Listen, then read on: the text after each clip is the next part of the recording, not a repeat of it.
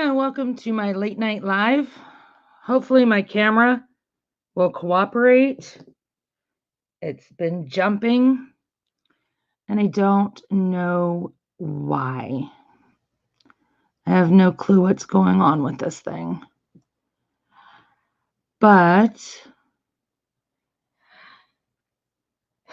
hopefully, it will calm down and we'll be able to do a little bit of chatting. Excuse me. Hope you're all having a great night. There's not a whole lot going on here. Not even sure what to talk about tonight. Gonna kind of see. I don't even know if anybody's gonna make it in tonight. Let's see if I can get this to quit jumping. And it just keeps getting worse. Oh. All right. Looks like it may be okay. I know it might be a little blurry, but it's not jumping, so that's my focus right now. But anyhow,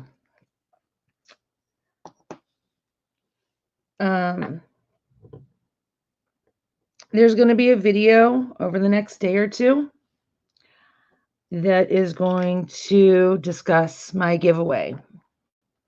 Hey, Bianca, welcome. Glad you could make it. As I was saying, I reached my 200 subscribers. So over the next week or so, I will be talking about how my giveaway is going to be done. Like I said, we'll be putting a video out tomorrow, letting everybody know to watch for the giveaway video.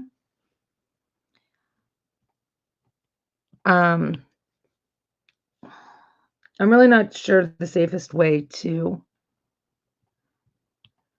run this giveaway to where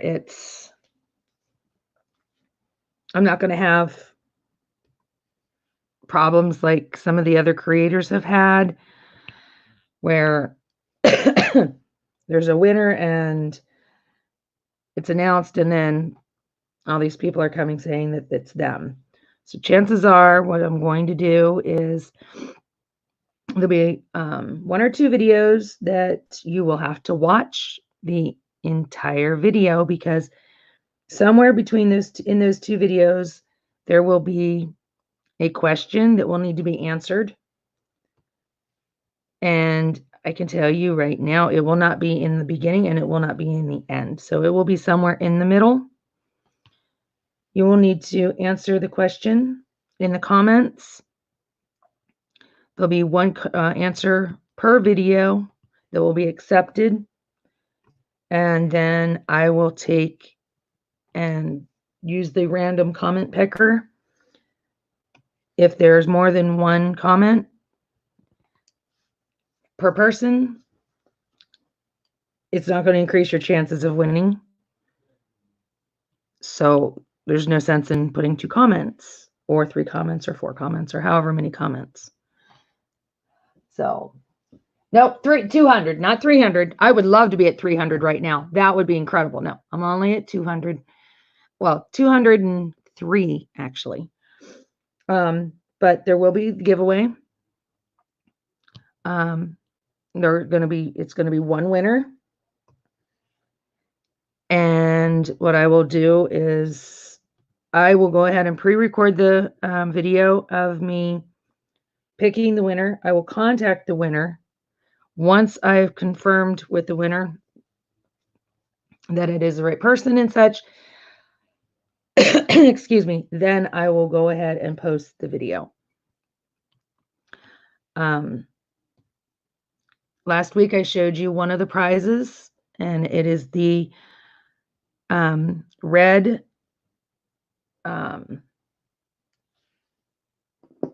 if I can only think, the red diamond painting pen that Rachel Ray graciously donated.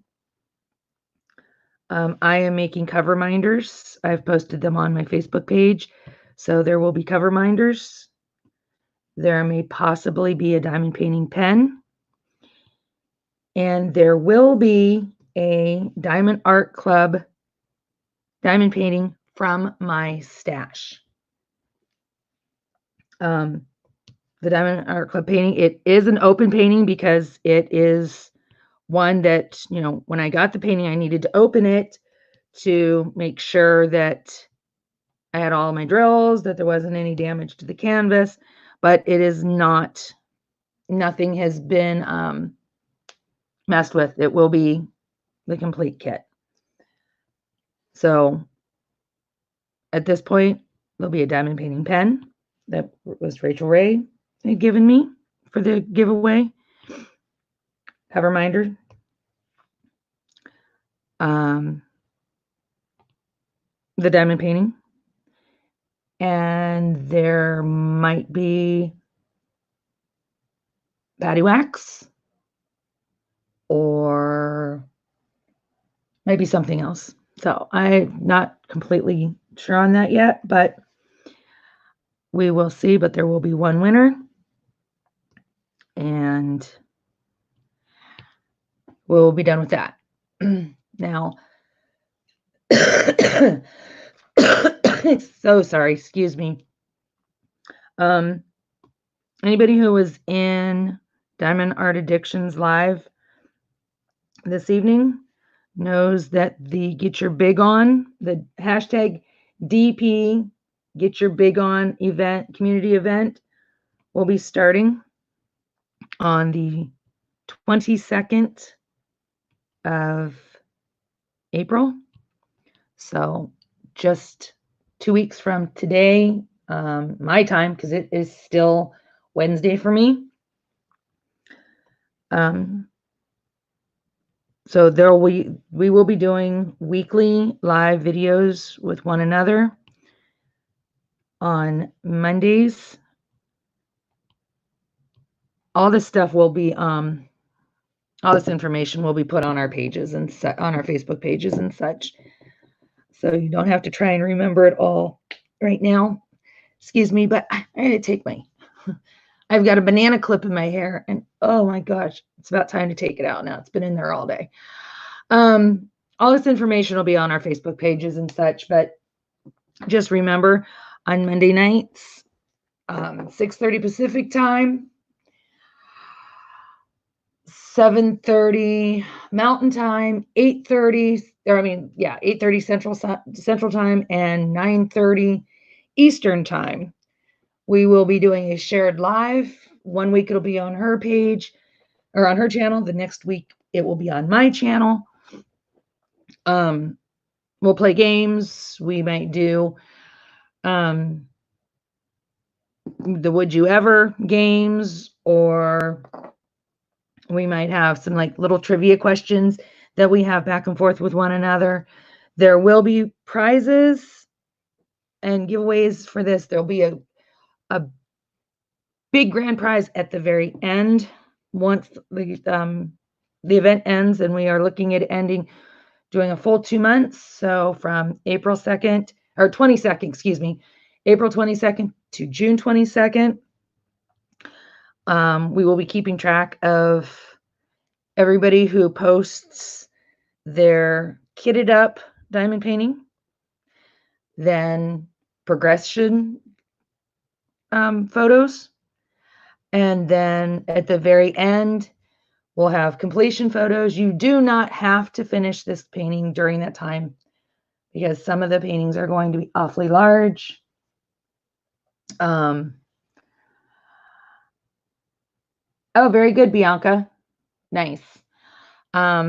These are very massive paintings. That is the requirement. We initially were going to do 100 centimeters as the minimum size, but there's a lot of people that aren't going to be able to get a painting that size, excuse me.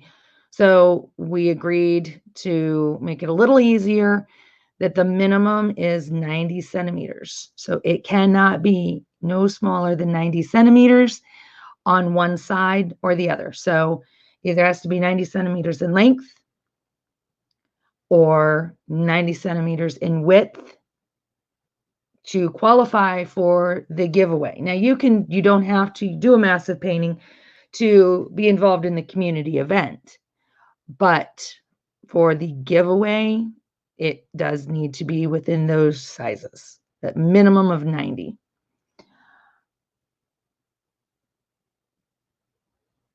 Oh, good, Bianca. Yeah, Elizabeth's a beautiful painting. Let's see what else. I'm primarily going to do my whip-in chats and live doing my painting because the diamond painting kit I picked is a Diamond Art Club. It is Enchanted Forest, and it is massive. It is 165 by 55. And it is a square, so it is going to take me a good amount of time to complete this. You can be involved if you've already started a painting. That will not disqualify you from being a part of it. As long as you're not almost done with your painting and you have a painting that you've started on and you're early on in it, that's fine. Or if it's a huge painting to begin with and, excuse me, you haven't gotten far with it, that's fine. But I'm pretty sure that to be entered into the giveaway, you're going to have at least 3/4 or so or more left to do on your painting.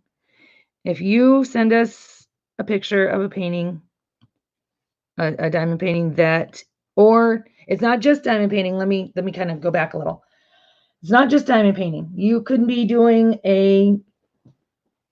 crocheting a blanket or an afghan that would be within the parameters. If your pattern that you're making is going to be, say, for a bed or an oversized throw, as long as your final outcome is 90 centimeters or larger,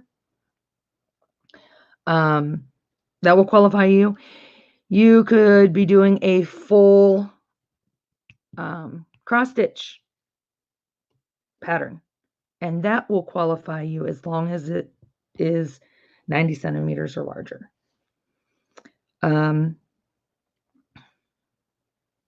I am going to reach out to Sherry and find out if she would like to go ahead and include paint by numbers, because I know there are a lot of huge paint by numbers. So that might be an option too. I need to clarify that with Sherry. If you have any questions, you can reach out to either one of us on our group pages. Those, excuse me, we have our group pages linked in both of our announcement videos. So you can go to either one of our pages and can leave a message there or a question there. You can reach out to us in Messenger, or you can email us. We'll also be posting this on Instagram, so we can be contacted on Instagram as well. But if there's any questions that you have, please feel free to reach out to either one of us, and we will be glad to answer your question as best as we can. We are trying to keep this fair. That's why we are giving 2-week announcement ahead of time to allow time for a painting to be obtained or a chance for you to finish up another painting before you decide, or I should say project, before you start something else. So there's a lot of people that they don't want to do more than one project. It's too overwhelming for them, and that's fine. So this gives you a chance to finish up what you're currently working on, or gives you a chance to purchase something to be able to enter into this. Hey, Odd, welcome to the live. Glad you could make it in.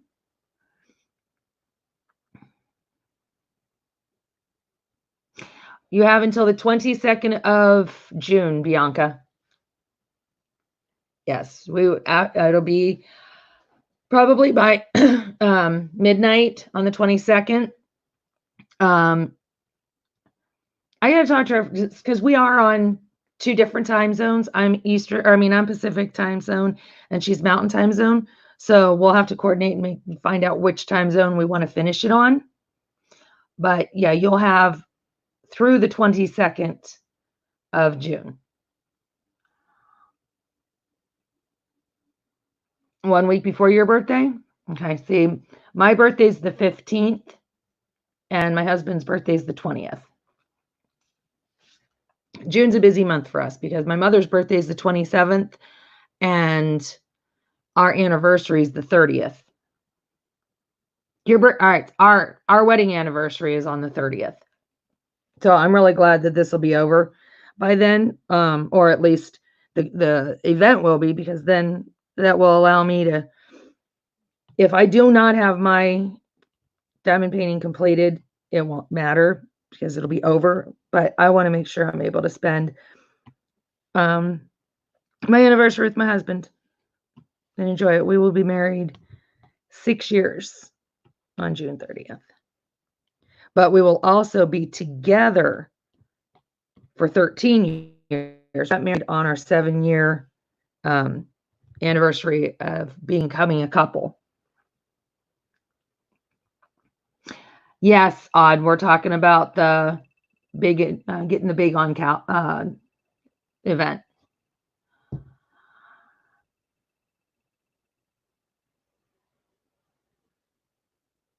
Yes, there is a size requirement. Excuse me. It is a minimum of 90 centimeters, either length or width. So, like, as an example, this one that I'm working on, the one worth melting, it's 125 by 42. So, say that there's a painting or a cross stitch, or like I said, you're making an Afghan.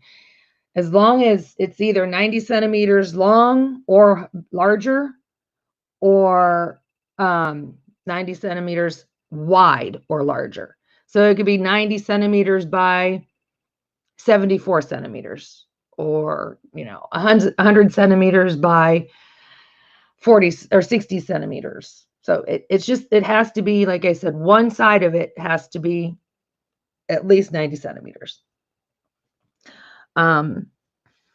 We reduced the size down a little bit just because there was a lot of people that had, like with Bianca, she had some that was 94, I think, centimeters, and then she had another one that was 97 centimeters. So they were just so close. We did not want to, exclude so many people with having a size like that.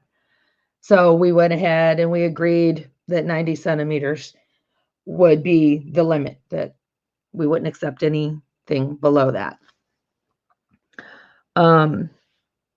So yeah, trying to think here. And that there will, like I said, there will be prizes on both sides.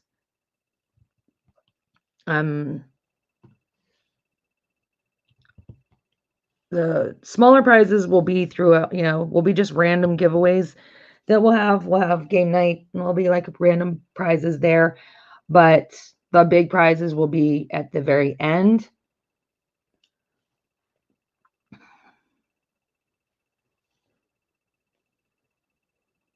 I'm reading here.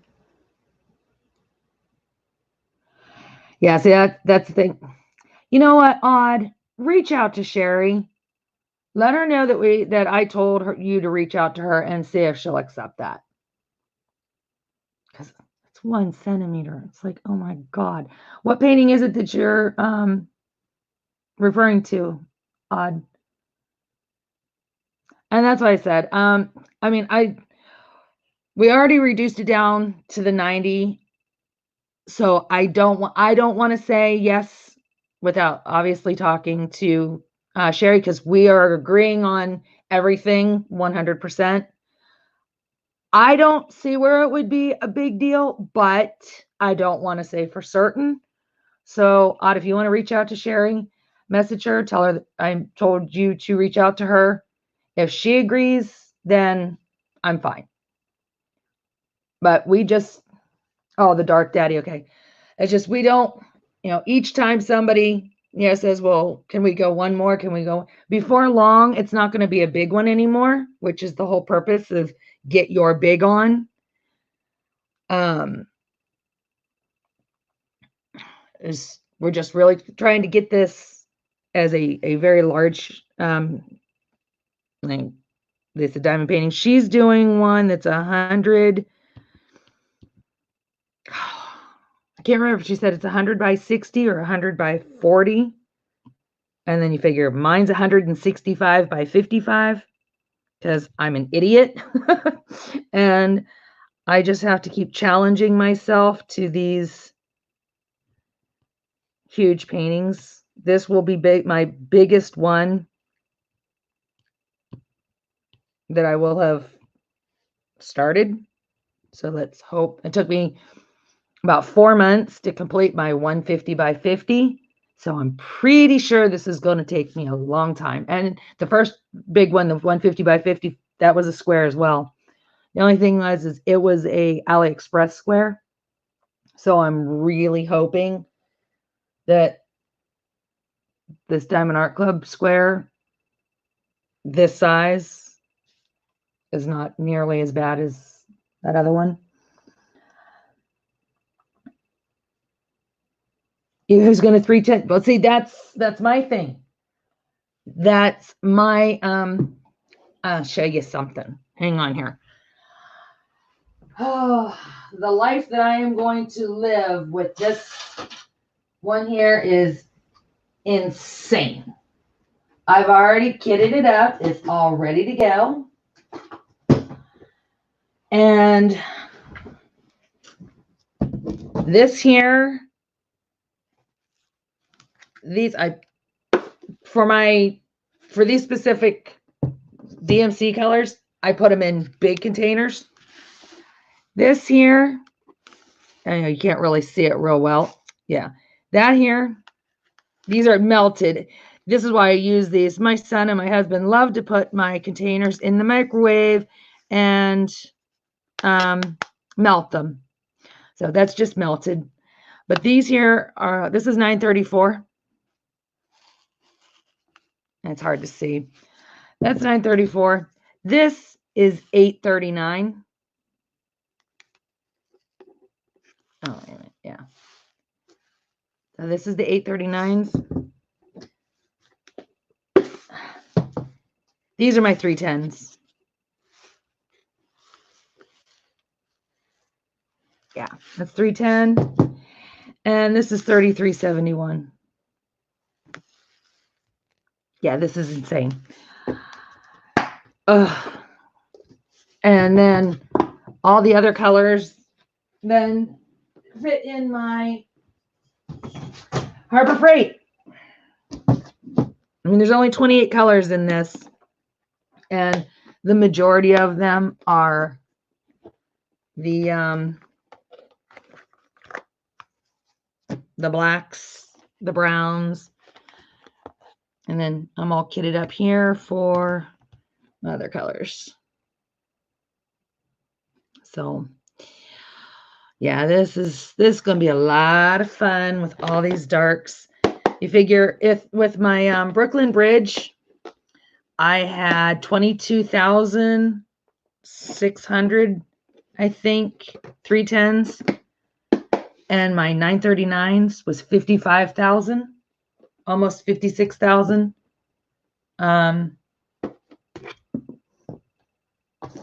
939s. So, yeah. I said I was never going to do another painting that size with those colors. And I'm not doing those colors necessarily, but and I'm still doing the dark colors. But it's a challenge.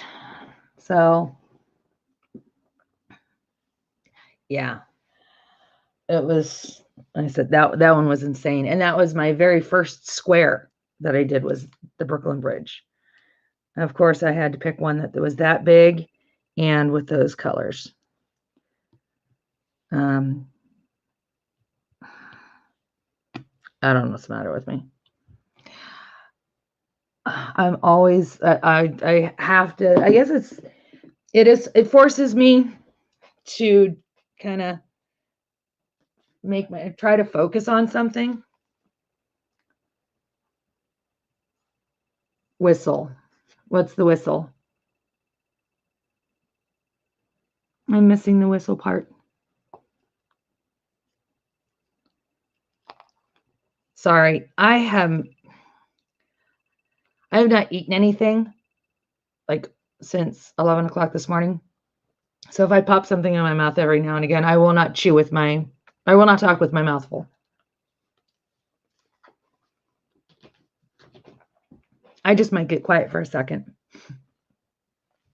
It was so crazy. I spent most of my day messaging back and forth with Sherry, getting this finalized. And then I had my first experience today with, why did that happen? Doing the, I thought it was going to be just a regular phone call with my son's doctor, but no, it was actually a video conference. Because he had a doctor's appointment scheduled for the 20th of this month, and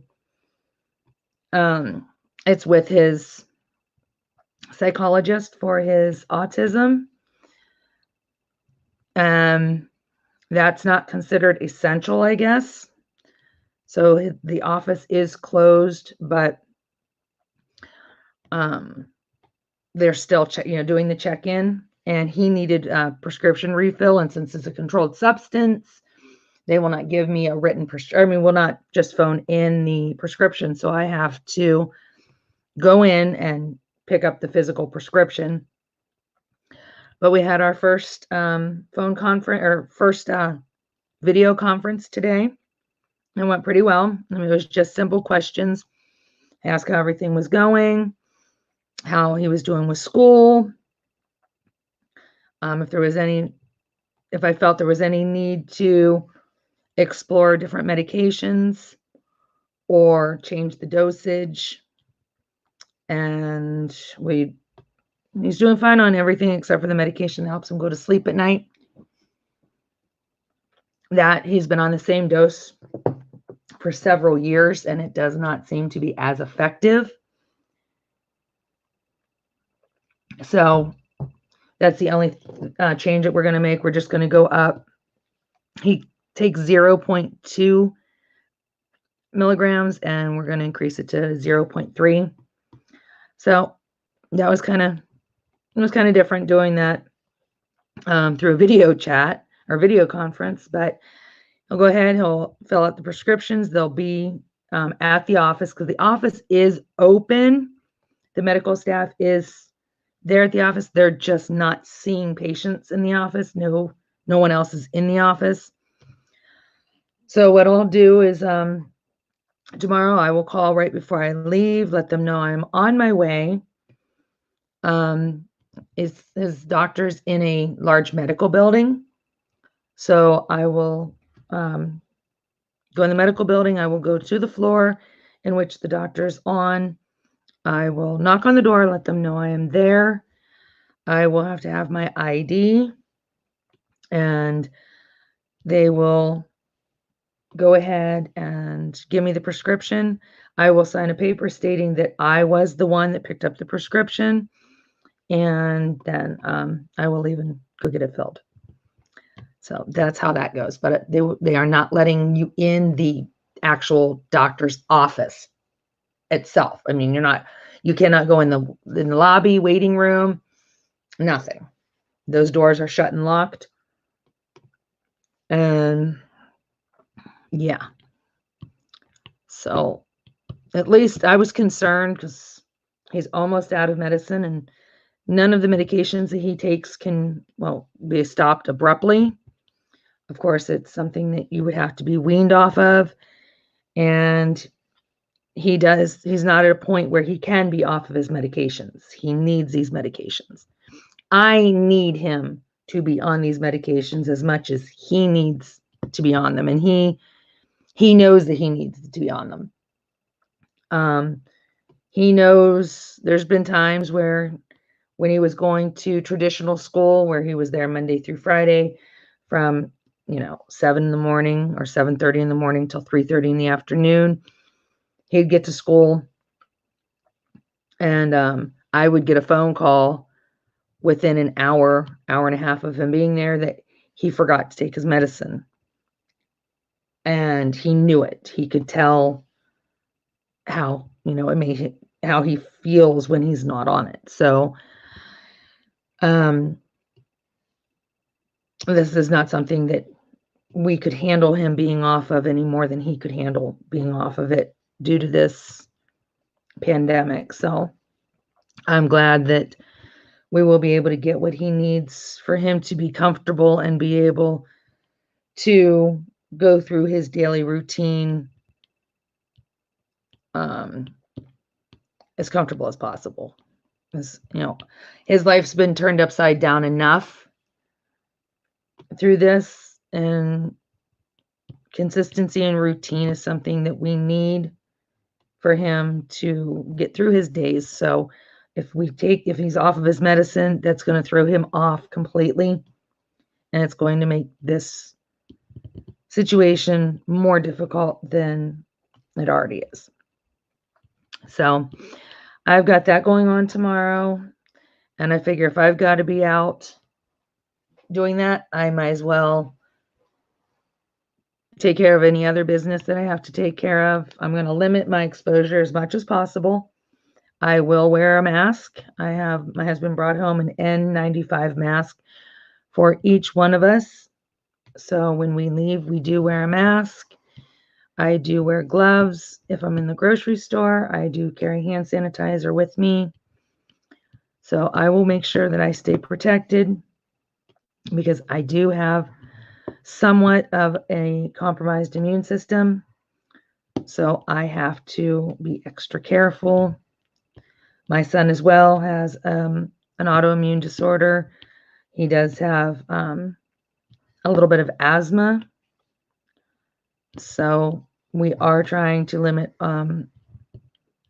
exposure as much as possible. I'm going out about once a week, and that's really the reason I'm going out once a week is because, well, I can only put so much milk in my refrigerator, and my son drinks a lot of milk. So each week I have to go out and get milk. So I figure if I'm getting milk, I'll take care of whatever else I have to take care of that day, and then I will go back home for another week.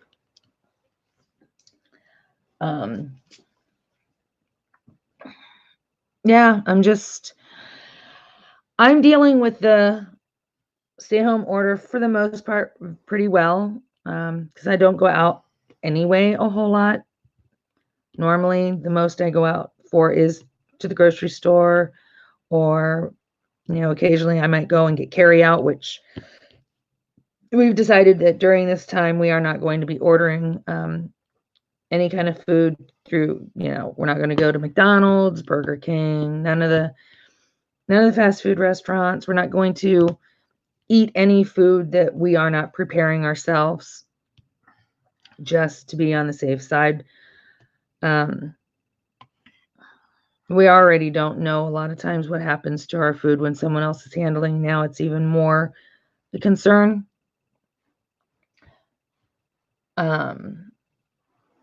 So yeah, that in itself limits how much time we're out. We're not going to the gym during this time, so that was one of the other things that would get us out when we would go.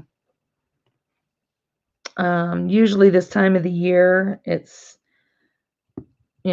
warming up here in Las Vegas, enough that we have a really beautiful park just about a mile and a half away from here that it has a really big walking area. It's got a sidewalk that goes around the entire perimeter of the park. Good morning, Rachel Ray. How are you doing? Hope all is well there in Ireland. But we have a beautiful park that, like I said, that has a full-on sidewalk all the way around the outside perimeter of the park that I would take my dog and walk at this time of the year, because I said it's cool enough that, I mean, it's warm enough that I'm not freezing, but it's not so warm that I can't handle the heat either. And this is usually, we get about a month of these comfortable temperatures before the triple digits start. We usually start hitting mid to high 80s, usually this time of the year. In May, it's high 80s, low 90s. But by the end of May, beginning of June, we are seeing at least triple digits every day from June 1st until mid-September, end of September. So we don't have a lot of time or a lot of opportunity to be outside before it's impossible to be outside.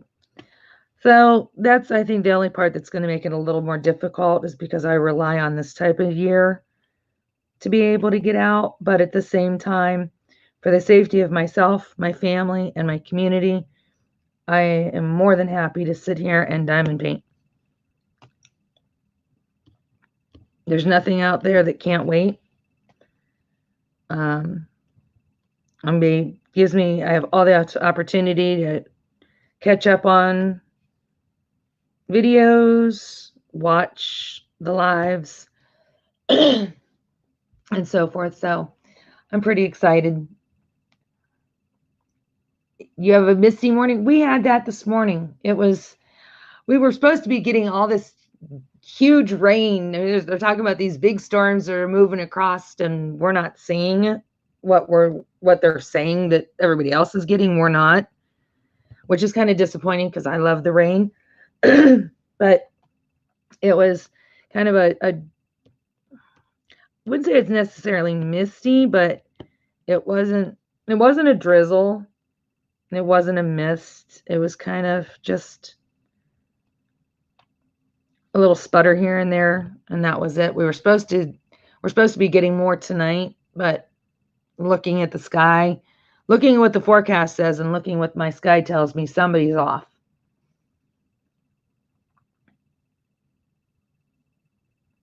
Oh, you had a big oopsie last night? Oh, yeah. I think, is that the one that you were saying that you had it recorded and then you lost it? Or is this something different? You had like an hour and a half recorded and it ate it? Or like I said, I remember a video about that. I don't know if you had another one or not.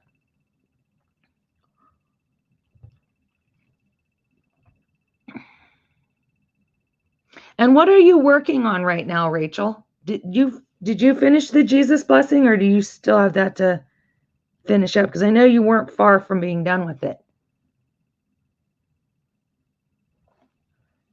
Sorry about my camera flickering. I don't know what's going on with this thing.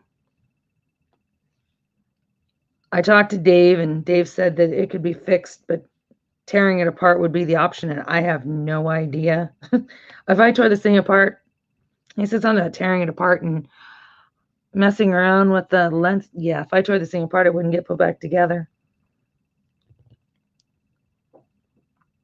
Oh, that's right. I remember seeing you posting that. Yeah.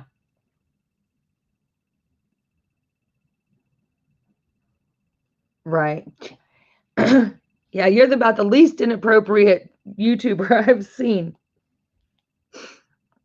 I remember reading that and I thought to myself, Rachel? No, that's not Rachel. That's...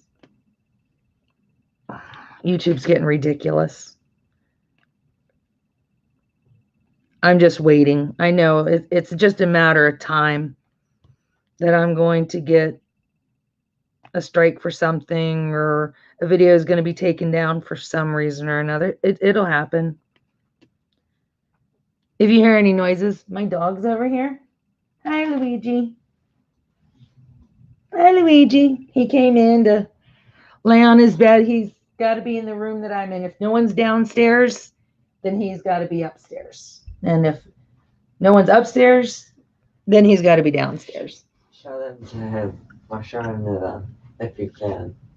Oh, is that what it is?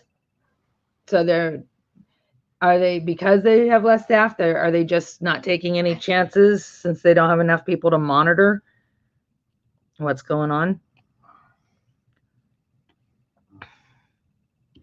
And I don't know if you've seen the video. I sent an email, and you know what? I don't know. I think I messed up because it came back to me, said undeliverable. But Rachel, I did receive your package. I did mention it in one of my previous videos, and I did show, because I hit my 200 subs, so I will be having my giveaway. But I just wanted to let you know that I did receive it, if you hadn't noticed it. And like I said, I had no idea that the email hadn't gone through. I have so much spam mail coming right now that it's getting intermingled with my wanted mail. But I do have it, and thank you again very much. And I have my candy set aside. I'm just trying to figure out a way that I can eat it with the braces on. I'm just sitting there staring at this thing because I so want to eat it so badly. And I'm just afraid to, I'm just going to like break pieces off and suck on it. I don't know. Because I'm a chocolate nut. Reese's cup, the Reese eggs have been what I've been living off of for the past like 3 weeks now. I think I've been through 4 bags of the Reese's eggs.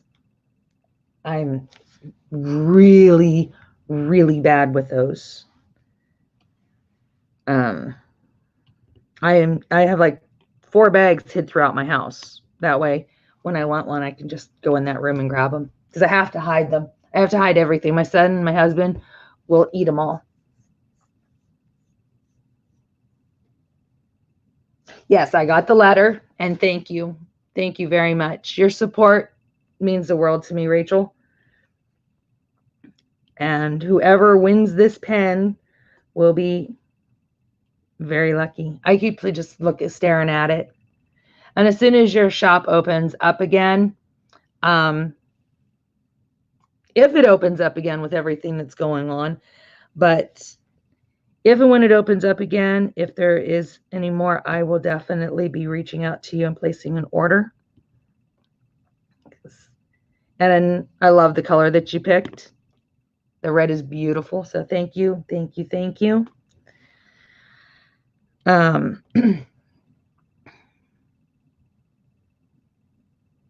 But yeah, what video is it that you're working on? Or video, yeah. What painting is it that you're working on?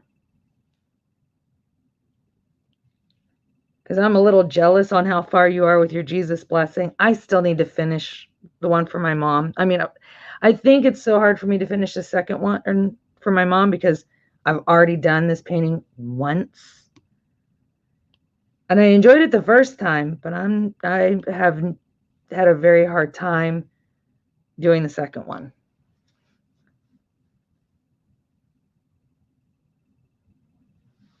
You gotta have, oh yeah, Sunday's Easter.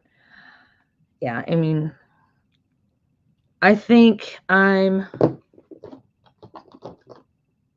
trying to remember how far I am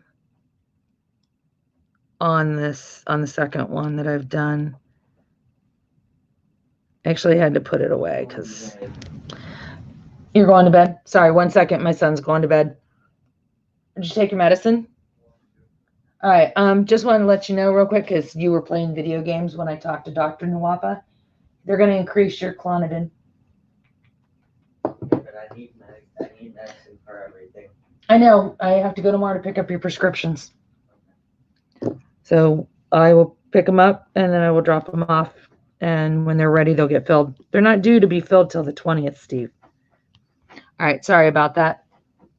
I just had to. I have not been able to get him to pay attention to me if anybody's gaming because he's either in a role play or he's doing one of his recordings or I don't understand video games. I'd never played them. Well, I mean, I played them when I was a kid. We had Atari, but that was it. I never really got into gaming beyond that. So I can't wrap my head around 16 hours a day of him playing video games and understanding everything that's going on. But he has the way he feels about video games is how I feel about diamond painting. So I will not give him a hard time about it. I just don't understand it. I myself don't understand it. But anyway, then I placed my first order for patty wax. I mean, I have the patty the super sticky patty wax that was gifted to me by a subscriber. But as far as the patty wax, no. So I placed an order for those. So those will be coming soon. I got a email saying that they've been shipped. And then I have 2 pens from Bella's diamond painting pens on Etsy. One I purchased and one is a gift from a subscriber. So I'm anxious to get those. What else is going on? I received my tracking number today from Rachel for my TSA. So it is completed and on its way. So I'm very anxious about that.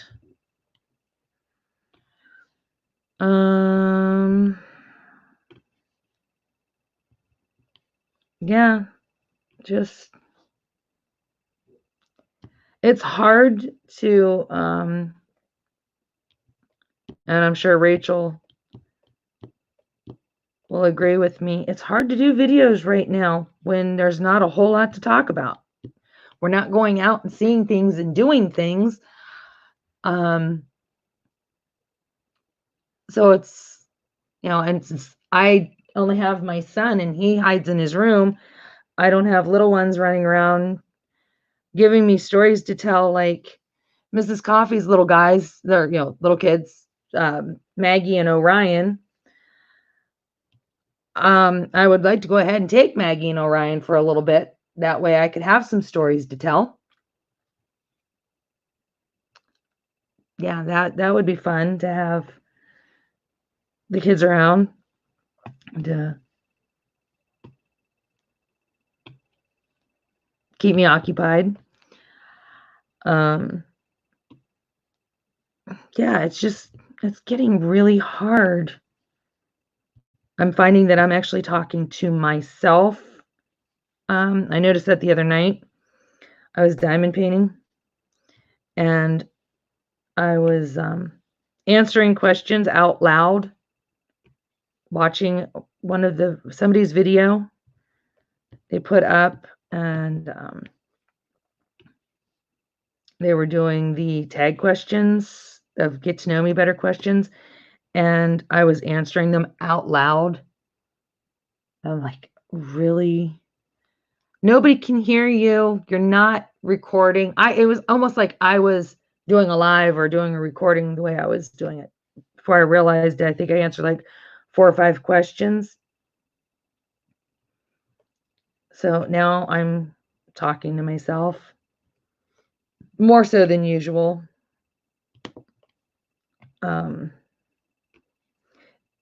If I'm not careful, my husband is going to catch me and he's going to have me committed. Let me see here.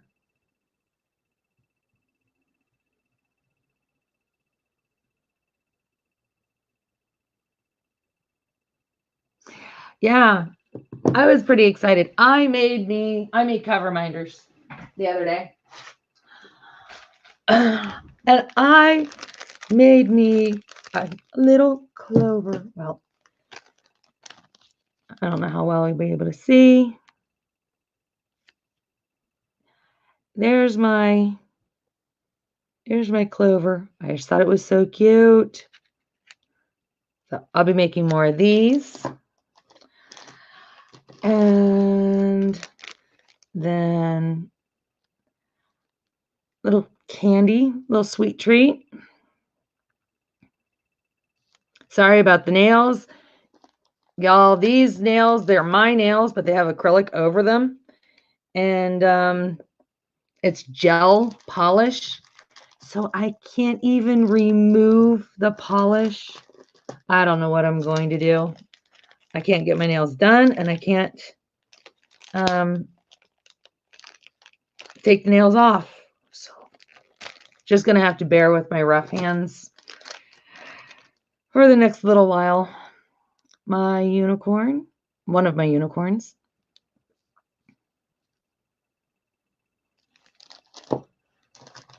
Let's see here.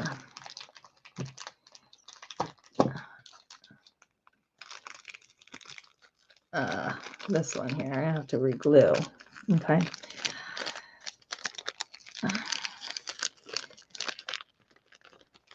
This is my ice cream cone unicorn.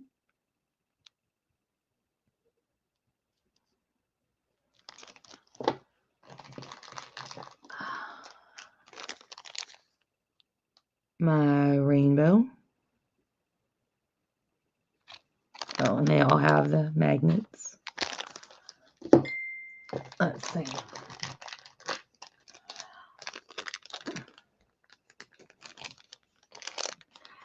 And a baby unicorn.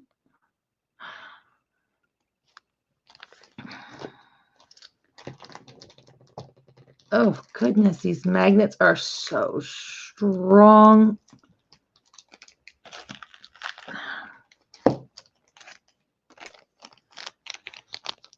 Little cookies. Hey, Brittany. Oh, you need to sleep when you can with those kids, and all you have to do, yeah, you need to sleep when you can. And then I got several of the roses. I have several of these. Some of them, some vary a little bit, but for the most part, the little rose. Hey, Bianca, welcome back. And this one.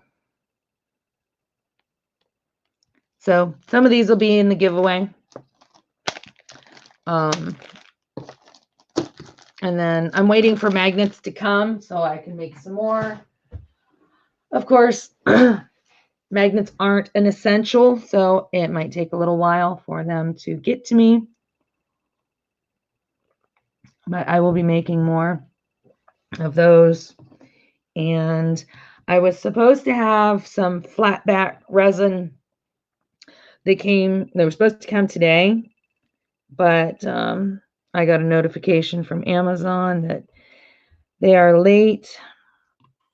And those are the ones that I've been really waiting for to turn into cover minders. Oh, it's gonna be a little while on that one.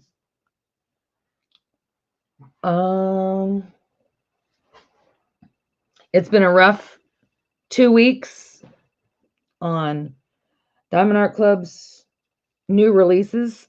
I braved through the past 2 weeks without making a purchase. I don't know how that was even possible.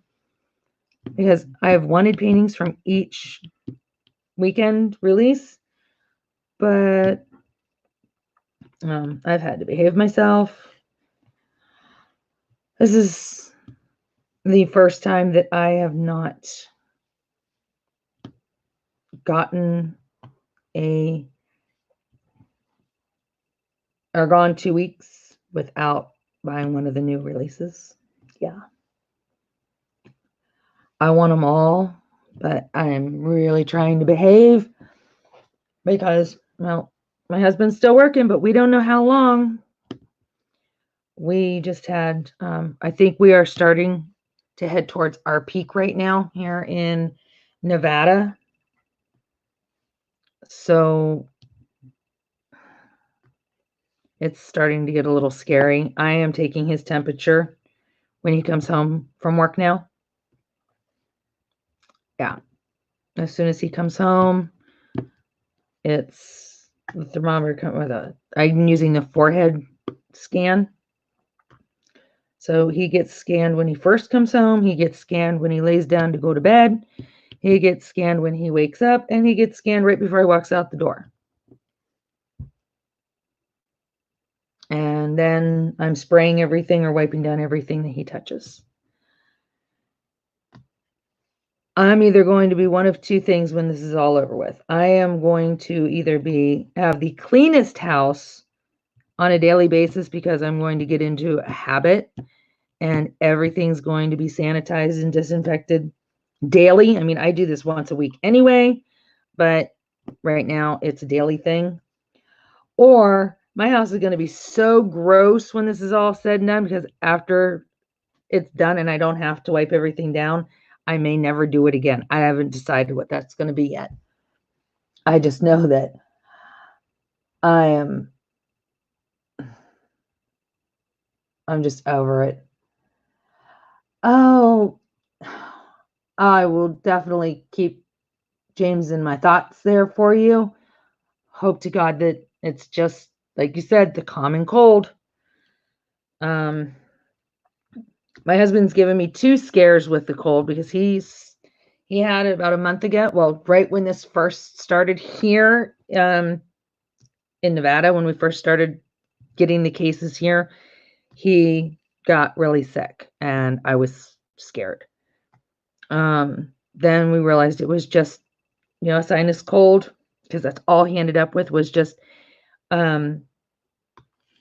the blowing the nose and the sneezing and he has sinuses his sinuses hate him.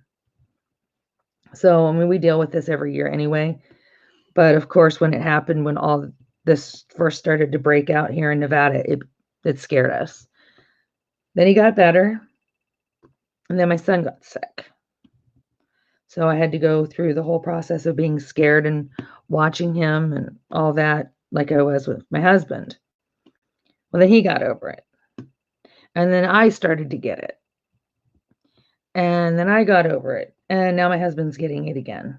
The only thing is this time I'm paying closer attention to my husband than I did the first time because some of the things aren't the same as they were the last time. But at the same time, they're not necessarily symptoms. So, yeah, it's really scary. And, he is wearing his mask the entire time he's at work. Even though from midnight until 5 a.m., there's no one on the elevator but him. He still sits with his mask and gloves on. When he eats his lunch, he eats it in a secluded area that it is just him. And he takes bites. He doesn't take his mask off. He'll just lift the mask, take a bite, cover his face with the mask again while he chews and continues to do that. He's carrying hand sanitizer. So every time he does have to take his gloves off for something, he uses the hand sanitizer. And he wipes everything down on his elevator. It's hard for him to do that for every person that comes on and off because since they limited how many people are, it was when they first started putting the limitations on things, they had limited it to 6 people on the elevator, which included him as the operator. So 5 passengers and 1 operator. Then they reduced it down to 3 passengers and the operator. Now it's 2 passengers and an operator. So, and this is a 3-stop elevator. So he is up and down and up and down and up and down. And he's not eating or drinking anything while anybody's on that elevator. So he's half the time, he's not even taking a lot to work with him to eat. He'll eat, I make him a sandwich and he eats half the sandwich between midnight and 5 a.m. when it's just him. And then he eats the other half of his sandwich on his way home from work. And for him working 12-hour shifts, he's not getting the sustenance that he needs to get through a shift like that. So that's one of the things that's going to concern me, is that since he's not eating properly, that it's going to lower his defense, his defenses to be able to fight things off. But at the same time, he can't eat when there's people around. I mean, that's just not safe, but he's not feeling, there's not been any fever. So that there's a good sign that, there's no fever. There have been a few guys that did have a fever, that because they are checking them at the guard gate. If you have a fever, you are turned around. You're not even allowed through the gate. They're just sending you home. So there were a few guys that did have a fever, was sent home, and they just automatically put them on the 14-day quarantine, self-quarantine. And if any of them have had any progressive symptoms, then they will go to the doctor. So far, we haven't heard anything. So that's a good sign that if they did have the fever that they had was possibly just a common cold. Or because they are doing the forehead scan. Now my husband, he got me earlier today. He had been outside, so, and it was sunny at that particular time. It was fairly warm and sunny. He was sitting in the direct sun. So he comes in the house, and I told him it was time to take his temperature again. I took his temperature, and he had it was like 99, like 99.1 or 99.2. And I thought, oh my God, I checked you a half hour ago and it was like 97.6. So it scared the life out of me how, like, in 30 minutes time, it went from 97.6 to 99.1 or 99.2. So next thing you know, I'm running through the house trying to find the Tylenol. I'm like, where's the Tylenol? I need the Tylenol. I'm going through the medicine cabinets, and I have 3 bathrooms. Going through the medicine cabinets in each one of the bathrooms. I go through the linen closet in the hall. I have a cabinet in my kitchen that I keep like the routine medications, quick grab things. I'm looking through there. I cannot find the Tylenol anywhere. And I'm panicking. I'm getting ready to jump in the car to drive to Walgreens or CVS for Tylenol. I come back downstairs and he's sitting there, and I was like, all right, I'm going to give it a few more minutes. And because by now I had spent like 20 minutes looking for Tylenol. So I told myself I'm going to give it another, 10, 15 minutes, and I'm going to take your temperature again. So the time passes. I come down, I take his temperature again, and it's like 96.1. I'm like, what? And I mean, I took my temperature just to be sure, and I kept getting the same reading for my temperature each time. So I'm like, okay, this isn't, it's not a glitch or anything like that. something is seriously wrong with my husband's head. He had taken, when he came home from work, he decided to have an ice cold beer after, work. Here he'd taken the cold beer bottle and put it against his forehead and let it sit there to cool down his forehead. So the sun freaked me out because I wasn't aware of the fact that he had been sitting out in the direct sun that warmed his forehead up, that gave me an inaccurate reading. And then the drop in temperature, I did not realize that he had taken the cold beer bottle and put it on his forehead. I'm like, you don't love me at all, do you? You are just trying to send me to an early grave. I just, all that I had going through my head at that time was everything that I hear Mrs. Coffee talk about dealing with Mr. Coffee. That's what I was thinking with mine. I was like, somebody needs to come and take him. So, that was part of the stress of my day-to-day. Sorry that this is twitching again. I don't understand what's causing this. Hang on, I'm going to try and... Oh, that just made it worse. Let's see. Oh, I do not know what's going on with this webcam.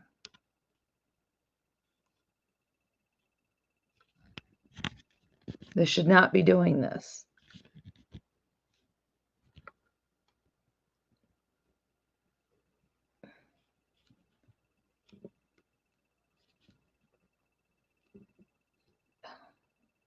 All right, sorry for the movement, guys. All right, that's a little better. I've got to figure out what's wrong with this thing. But yeah, that was the excitement in my house. I was getting ready to call his boss, tell him he will not be coming to work. He works for a union, so they sent us this form. Now, I agree, the Logitech does not like this Mandy at all. I didn't have this problem when I'm working on the Chuck Benson, but I've been having it with this. But yeah, I was ready to call the local union, elevator union that he works for, and tell them to send us the quarantine form, because they have a quarantine form that he would fill out, and he would receive a weekly amount of money for the 14 days, because it would only cover 2 weeks, but he would receive X amount of dollars during that 2 weeks. And yeah, I was all ready to go and get that thing filled out and lock him in the garage, because I told him, I said, you get this thing. I said, I don't know what we're going to do with you. He said, I'll just stay in our room. I'm like, the hell you will. You ain't staying. I said, I mean, we're sleeping in separate rooms and everything. We're social distancing with one another as much as possible, since he is in and out every day and does not want to take any chances that if he gets something that he gives it to me. But I still have to go in that bedroom to get to our bathroom, because that is where all of my stuff is. I may not sleep in that room right now, but I have not taken everything out of the bathroom and out of the shower and all that. So I still need to go in that room to get clothes and shower and all that. I'm like, you get this, you're going to the garage. I can pull my car out and park it in the driveway. You can just live in the garage. Like, I'll bring you food, and if you want something out of the freezer cooked, then you can open it up, pick out what you want out of the freezer, and knock on the door, and I will put my mask on and gloves on. I will open the door and grab it from you, and then the door gets shut and locked again. We have a bathroom right as soon as you open the garage door to come in the house. Take a quick left, and we have a bathroom there. So he would just be fine. I'll give him my laptop. He can watch Netflix. He'll have his phone. Yeah, all that. He gets this. He's not allowed in my house. That's just it's our house, but it will become my house at that point in time, because I'm not having him. No. No. What's the matter, Luigi? Hold on a second here. I got to see what he wants. There's something that he wants, and I'm not sure. So bear with me 1 second.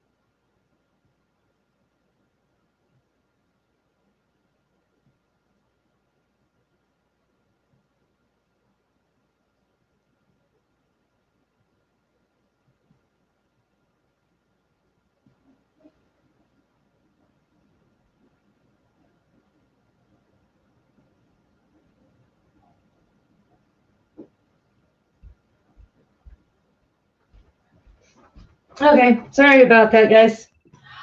I'm back. But so then this is kind of funny. The people behind us, we have break walls that separate our yards. So and my street is just slightly lower than the street behind us. So all the houses behind us are just, they can see over our wall. We can't see over theirs except for the top part of their houses. So the people that live, on my street, we're the third house on our street. So the first house on the street behind us, it's on the corner, they have a balcony across the entire back of their house. So it would, off the master bedroom, or it's the master bedroom that has the the balcony. They went as far as, so they're trying to separate from their household because they've got like 6 kids that live with them. All their kids are adults, but they all live at home, all the kids. They have a family business and stuff. It's a very close-knit family, but they have actually separated their house off into sections to where the kids have one part of the house and the parents have the other part of the house. And the parents are eating outside on their balcony. They're eating all their meals out on the balcony. So they went and took and built a gazebo on their house, on their balcony, like the full gazebo. There's like they bought the frame that you would have on the ground. They bought that and they put that on their balcony. So now they are practicing social distance inside their home with their children because 4 of the 6 children have jobs that are essential. The other 2 have jobs, but they have been closed down. They work in an auto body shop, and their company's been closed down under this. So yeah, we couldn't figure out what we kept hearing is saw and hammering, and like, what are they building? I mean, are they literally building like a quarantine shelter? Because this was like day and night for a full week. We were hearing this. We couldn't see what was going on. And I went in my backyard the other day or other evening, and it was lit up really bright over on their property. And I was like, it was shadowed, because it was nighttime. And I thought, why is it so bright over there? I wake up the next morning and I go out and I see, yeah, they put their gazebo up. And I mean, it looks nice too. I mean, it does not look like some, quick throw together. No, this was thoroughly planned out and crafted unbelievably. So they'll be able to enjoy it in the summertime too, once this pandemic's done, because they'll be able to get some shade, which is something that you don't find out here very much. The trees that we have are too tall. There is no such thing as shade under a palm tree. So yeah, it's actually cool. Yeah, eating outside on a gazebo or in a gazebo on a balcony. Yeah. Yeah, I would love to be able to get a picture, but these people are I think if I went and took a picture, I'd have to be very careful. I might be able to pull it off without being caught. Oh, what are you doing taking a picture? But if I can get away with it, yeah, I'll take a picture and I'll post it on my page, on my Facebook page. And yeah, I mean, it's cool. It really is. I'm jealous of them because they have the balcony. I would love to have a balcony off my bedroom to where I could open, like, either have sliding glass doors or the French doors, preferably the French doors, and be able to just walk out on the balcony, in the middle of the night and just sit there or sleep with the doors open at night. That would be, because our room is huge. We have a 25-foot by 30-foot bedroom. Our bedroom is massive. So that would be so cool to have that. Yeah, but there's only so many houses. I mean, I think there was 4 different floor plans with these houses. They were all built in, was it 98 was when the subdivision was built. So there was 4 different styles of homes, and there's 19 houses on each street. So was it 19? No, 18. Excuse me. 18 houses on each street. So it must be like, no, it is 19. Pretty sure it's 19. But it was like every other house, you go through all 4 of them, 4 floor plans, and then they start over. So I think on our street there are, I don't know why I'm single placing these. I think on our side of the street, there's 3 houses that have the balcony off the bedrooms, or the balconies on the bedrooms for the master bedroom. And then on the street behind me, I think there's actually 5 that when we look at our backyard and look down through the backyard, I think there's 5 houses that have the balcony off the master bedroom. So yeah, I'm a little jelly, just a little. One of the houses that has a balcony actually went up for sale right before this pandemic. It went under contract and then it fell out because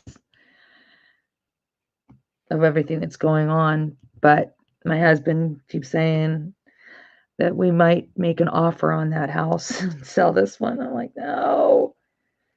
We already decided we're moving one more time. Unless our house reaches a certain value, we have kind of like a dollar amount that if our house hits that value, we will go ahead and sell, and then we will rent an apartment until he retires and we decide where we're going to go.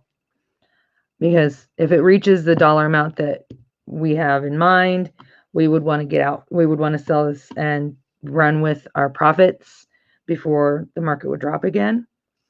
But he keeps threatening me that he's going to make an offer on that house down the road.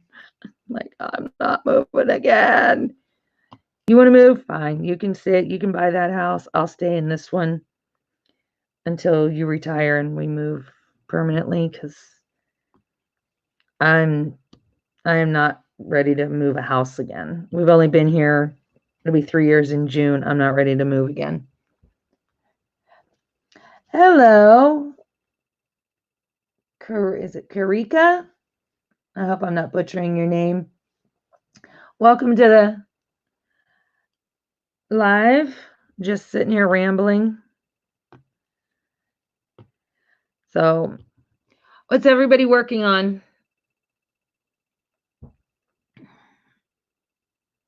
Are you guys burning through your stash? I'm seeing a lot of people posting on Instagram that they're kitting them up and kitting them down just as fast. I see a couple people that just kitted up 2 diamond paintings last week, and they were pretty large diamond paintings, and they've already kitted them down and kitting back up again. I'm like, how do you get 2 fairly large diamond paintings done in a week? I don't even know how it's possible. You're playing your Color Street. Yeah. That's what I want to be able to do, is I want to get this stuff off so I can put on Color Street, because I've got some. I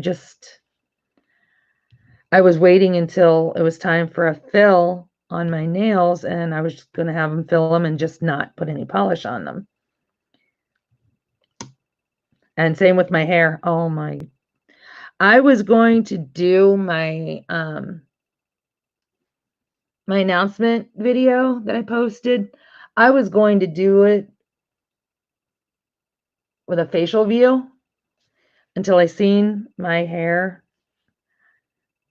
I mean, I look in the mirror at myself every day, but I didn't realize exactly how bad it was until I was looking at myself on cam. Yeah. I'm kind of, we all know I'm a grandma. I've talked about my grandchildren before. The cool thing about being a grandma at my age was I didn't look like one. Yeah, that's all changed, because the gray in my hair that's showing right now, I look like my mom. And I love my mom, don't get me wrong, but my mom's 21 years older than I am. So, of course, she's going to have a lot more gray than I have. I don't normally see this much gray, because as soon as I start to see it at the root, I make a run to Sally's. And we take care of it pretty quick. I'll have that option now. And until that gets fixed, I will not be doing any face shot videos of me. Yeah, it's not going to happen. My best friend, she's been doing this over the past year. She has not colored her hair in a full year. She's embracing her gray. I can't. I can't embrace my gray. I'm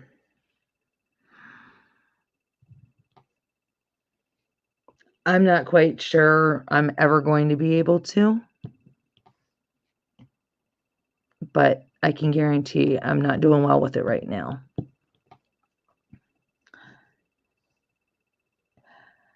Oh, well, it's definitely okay to go gray naturally. It's not just a gradual a gray here, a gray there. No. My hair, I woke up one day and I looked in the mirror and I wasn't gray, I was white. It's kind of skipping that from gray, from colored to gray to white. No, it's just going straight to white. My dad was that way. Fortunately, I was a little older when I started turning gray. My dad was 25 and he had a full head of gray hair.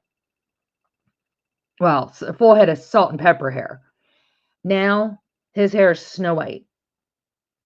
And it has been snow white for about 15 years now. I don't mind having some gray, but it's just a lot of gray, Rachel. Like a lot of gray.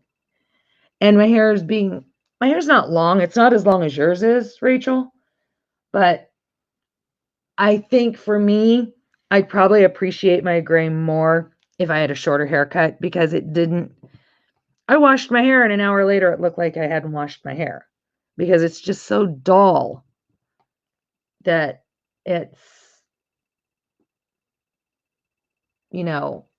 it just doesn't look clean even when it is clean. So yeah, that's what's, and I think too, it's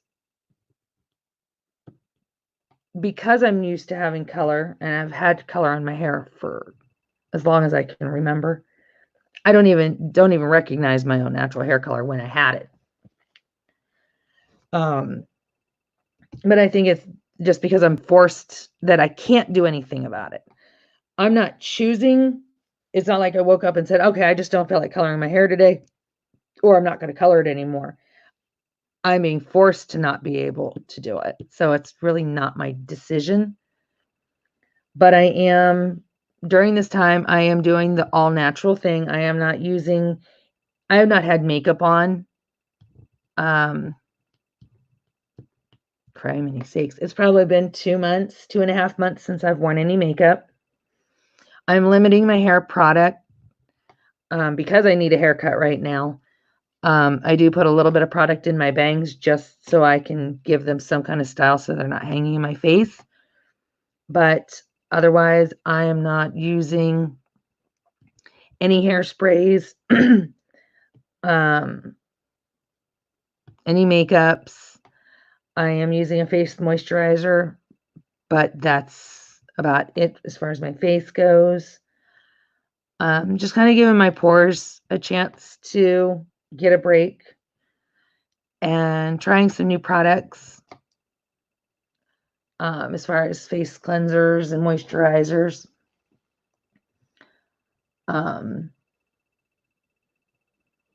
Yeah, don't mess up your nails, Rachel. Because we see your pretty hands, so we don't want you to mess up your nails. But yeah, I'm just trying to give my body, kind of my skin and my hair and all that a break. If I could get into a nail salon, I would go ahead and have my nails taken off, or the acrylic taken off and the polish, and I would give them a break too.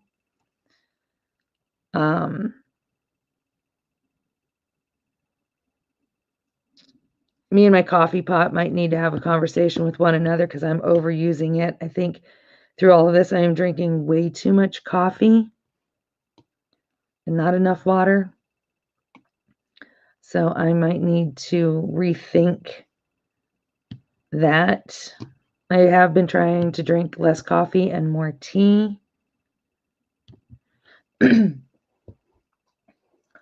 I'm trying to get some different flavors of herbal teas too, because I am naturally just for my everyday hot tea, I like the Earl Grey. That is my favorite hot tea. That's just, straight tea.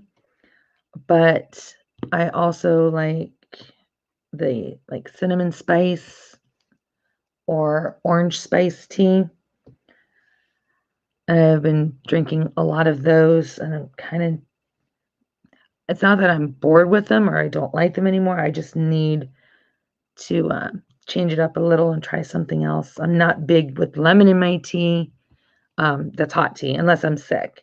Of course, if I am sick, it's hot tea, hot whiskey, lemon, honey, more whiskey than tea. Excuse me.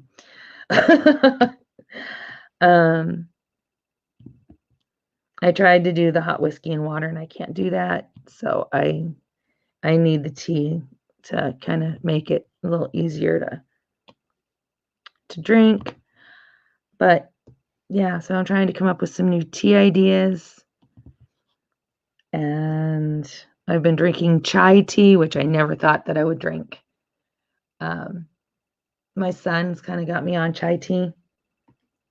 So that's been, once or twice a week, I'll either have an iced chai tea or a hot chai tea. And really enjoying that. Now, I like cold green tea, but I don't care for it hot. And I don't know why.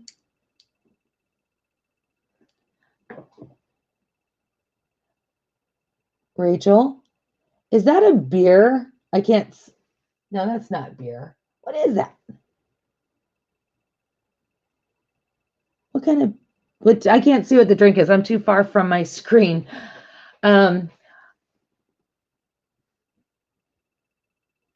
Rooibos. Now, where can I get that from, Rachel? Is that something I could find on Amazon? Oh, that's the whiskey. Okay. Now I see it. It's the shots. Yeah. I actually I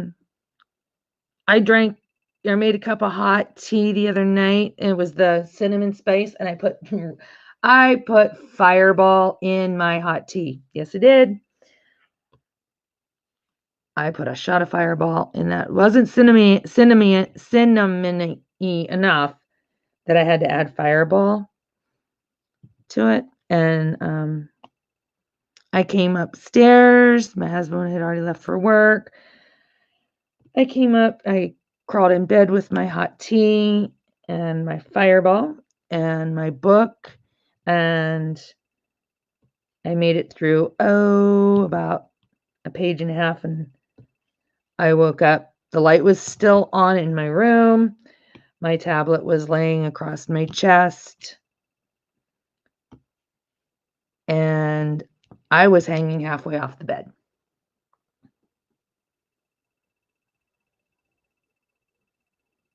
Oh, yeah, that sounds like would be good. I've gotten into Thai tea too. That's something else that my son and I have been drinking. We haven't had any recently because all of our, places are closed, but we have several Thai tea shops here, and then we have the milk tea shops, or the cheese, I think it's called cheese tea, where it's made with like some kind of a cheese, like a cream cheese. It's got you've got your tea at the bottom, but then it's got egg or cheese or something on top, and has different flavors. And oh my God, it is so good. Yes, Fireball and chai tea. Yeah, really good. Okay, let me see this here. Let me grab my phone because I don't want to. I'm always afraid to click on links on anything. But now I'm intrigued because I said I am always looking for a new tea to drink. And it's funny, when I was a kid, I did not like hot tea at all. I did not like hot tea. You couldn't get me to drink hot tea when I was a kid. And now it's like I live for hot tea. But the thing is hot tea does obviously relaxes me and makes me want to go to sleep. And coffee does not keep me awake. I can drink a pot of coffee and go to sleep.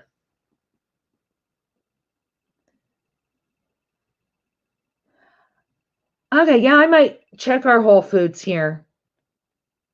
I'm checking to see how long it would take to get to me. I'm gonna add this to my list because I want to check that out.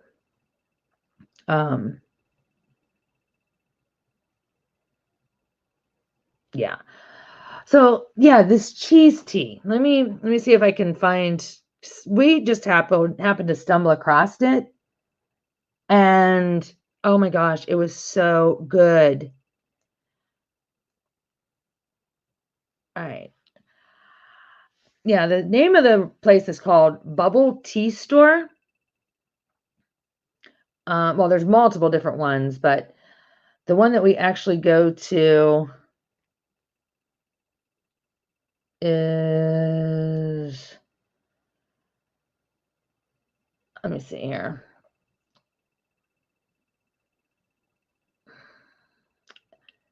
It's funny, they say they're open, but they're not supposed to be open. It's called Taste Tea is the name of the place. And it has, I'm seeing if they have anything on their website. And of course, there's a website, but it doesn't say what there is. Oh, there it is. I just have to scroll down farther. Yeah, they did not do good about their website, that's for sure.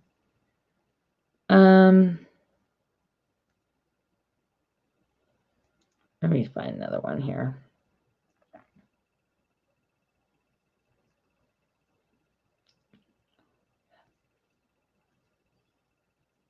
All right, I'm still looking here.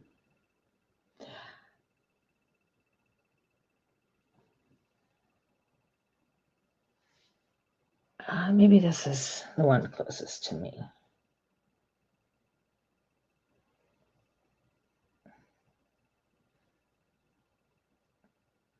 Nope, this isn't the one either. Well, darn. Anyhow, it's like a dessert tea, literally, because you've got this type of, I'm trying to figure out how I can explain it. It's so weird, but yet it's so good that you literally feel like you're eating or drinking dessert. So this here has a little story behind it. It says cheese tea, the drink trend that could knock boba off, or boba tea off of its pedestal. Now, well, they didn't. Where's the story that it says there's a story here that talks about the tea? And of course, it's not there. I'll see. There's a full story.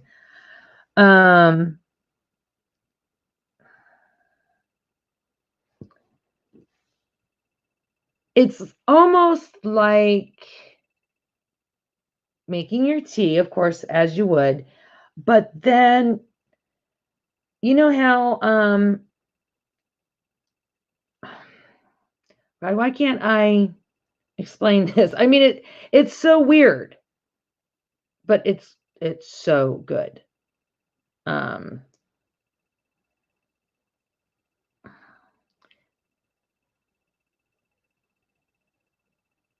It's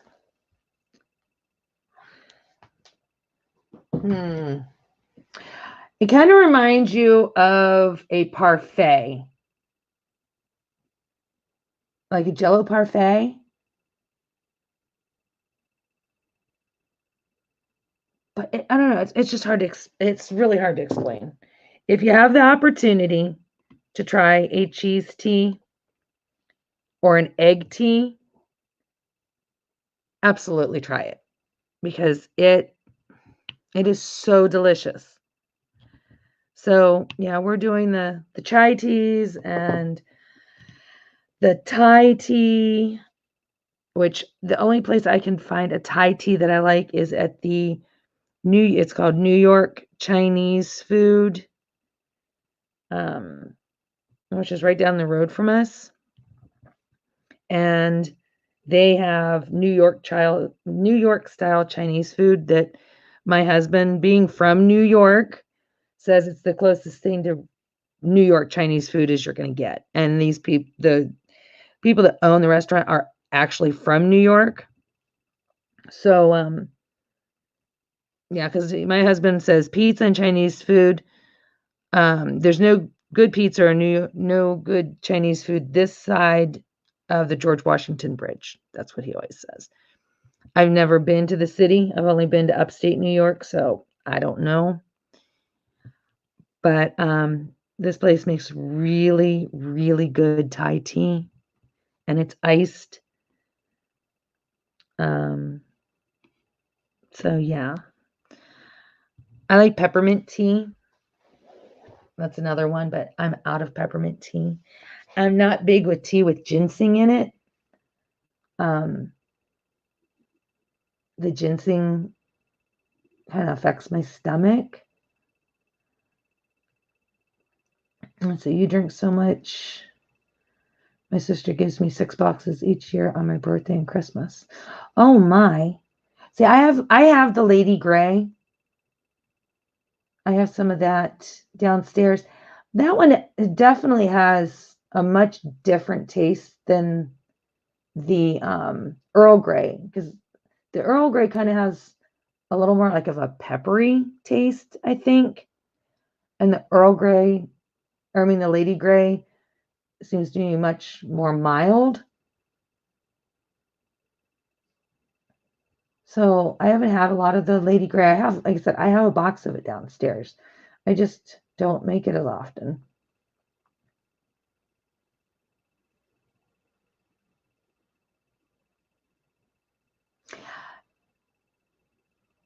All right, Rachel, I'm glad that you were able to stop in. Go and get your day started. Please send our best to James, hoping that it's just a common cold and that it's not one that makes him totally miserable. I'll keep you both in my thoughts, and we'll see you on your next video. And oh, also, by the way, I loved your stash video. Yeah, absolutely loved that premiere. There were so many paintings that you had that were just like, oh, yeah, they were already gone by the time I started diamond painting. They weren't even in existence anymore.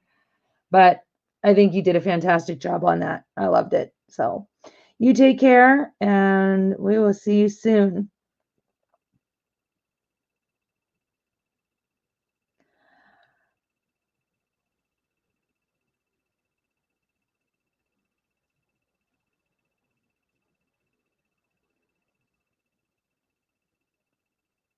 Okay, I was just catching up. All right, have a great day, Rachel. Give Luna some scratches for me. All right, so speaking of, and my dog finally decided to lay down and go to sleep. He's a rescue. We've had him, it'll be 5 years in November.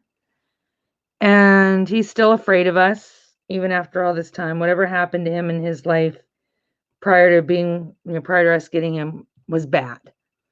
So he still does not trust us, or if he does trust us, he doesn't let us know that. But his guard hasn't completely come down. But he is closer to me than he is, say, my husband. So I'm assuming that his abuser, because he was abused. He wasn't just a stray or just a rescue. He was actually abused. We could tell that he's got some physical scarring on his body. He's got some breaks that never healed. You can tell just by when we try to approach him, even after all this time, that he will run or wince or cower away.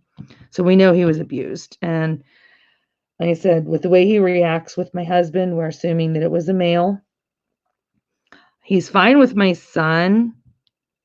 So he's not afraid of him. So I'm assuming it wasn't a child, or if it was a child, it was a very young child. And seeing how my son was almost 10 when we got him, he's really good with my son. But I am mom. I am the person that went to the Animal Foundation and brought him home. So he knows that I'm the master. Well, he's still my master. I bow to my dog. But anyhow, he was very distant with us for a long time. It was 15 months before he would even sit with me on the couch. I know a lot of people don't let their animals on their furniture. My animals are not animals. My animals are my children. They are as human in my mind as my son is, because he actually acts human. But it took 15 months before he would even sit on my lap while I was crocheting, which is what I've always wanted. I've wanted an animal to sit on my lap next to me while I am crocheting or reading or watching TV. And it took a long time before he finally would. Then I could not get him to sleep with me. I would want him to come up and sleep, with me, and he wouldn't sleep with me. We finally figured out the reason he wouldn't sleep with me is because my husband was sleeping with me. And my husband does not lay still. He is all over the bed.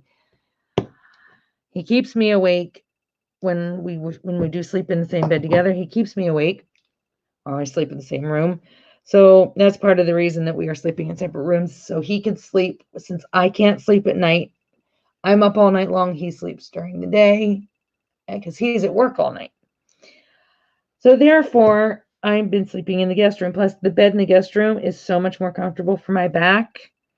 It's a brand new mattress that I haven't even had a year. And it's a pillow top, and it's nice. It's very comfortable. It's firm where it needs to be and softer in other parts. But anyway, I'm going too far off on that tangent here.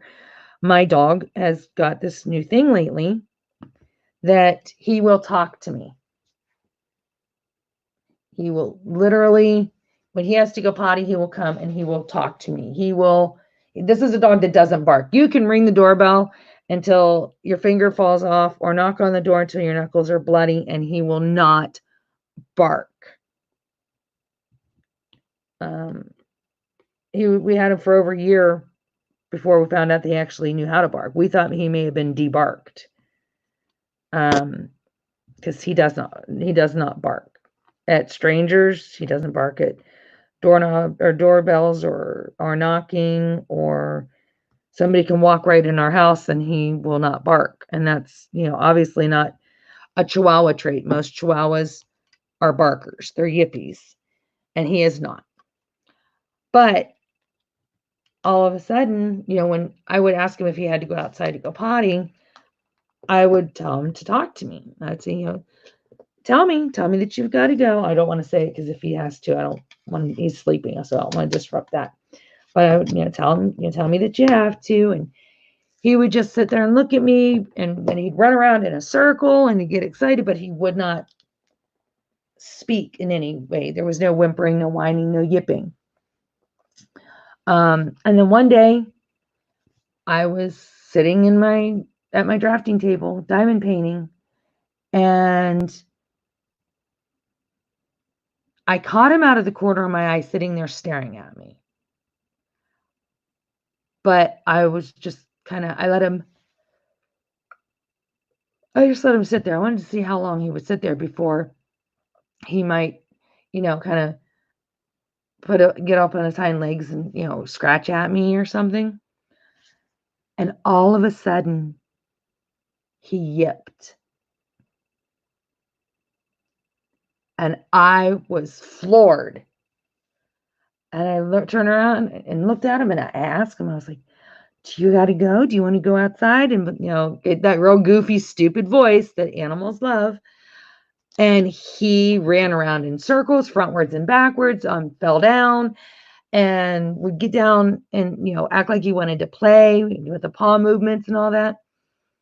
And you figure he's about 10 or 11 years old. So for him to act like that just warmed my heart. And yeah, he was whimpering and whining, and he would do the little thing. And so that's my highlight now.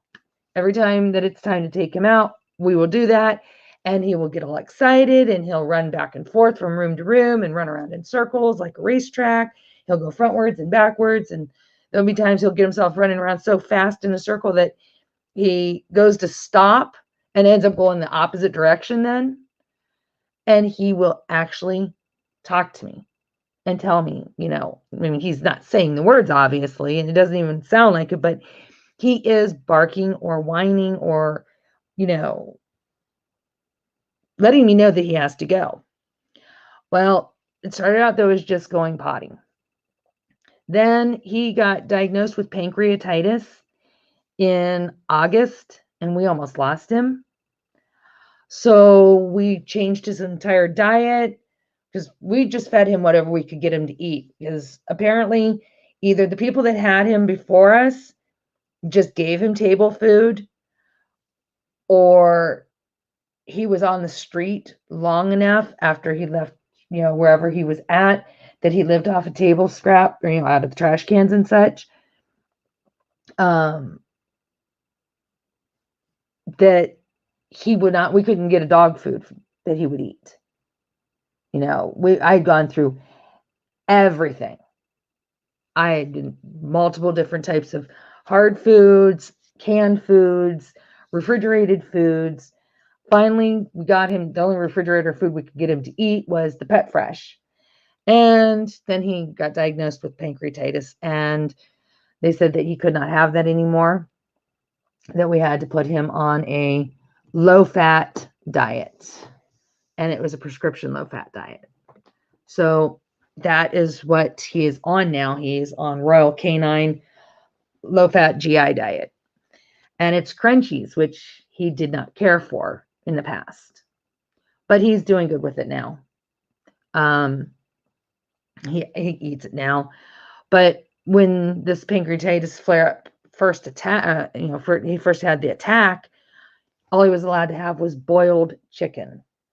No seasoning, no nothing like that. Just throw the chicken in boiling water, cook it till it reaches its internal temperature of 165 degrees. No seasoning on it at all. Take it out, let it cool, cut it up, put it on a plate. And we couldn't get him to eat it for quite a while because, he wasn't feeling good. But when he finally did eat it, he wouldn't eat it because it stunk. Boiled chicken stinks. It just smells foul. Well, once he realized it was chicken, which he always loved, he would eat that, and then he wouldn't eat the dog food. So then I had to stop with the chicken completely, and he had to learn to eat the dog food. And now that he's strictly, he's on a strict low GI diet, he doesn't get dog treats. He can't have dog biscuits, or he can't have any table food at all. Not even the smallest piece of cheese. That small piece of cheese, or that small, piece of turkey or something could cause a flare up. And we're not about to go through that again. That was, 2 solid weeks of being scared half to death that I was going to wake up to him not being with us, or wake up to him. He had been vomiting blood, and I mean, literally vomiting blood, projectile blood is what was our trigger. He couldn't stand up. I mean, these were things that I'm like, okay, you know what? You're not getting any table food.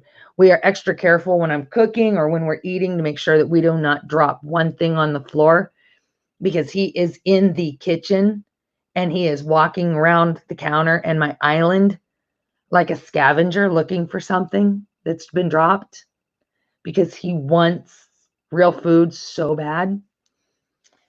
But we've decided, talking to the vet, since he's maintained weight for several months and he hasn't had any more episodes like that, that I could give him boiled chicken as a treat, or a small amount for like lunch, and then have his dry dog food for his primary, meal.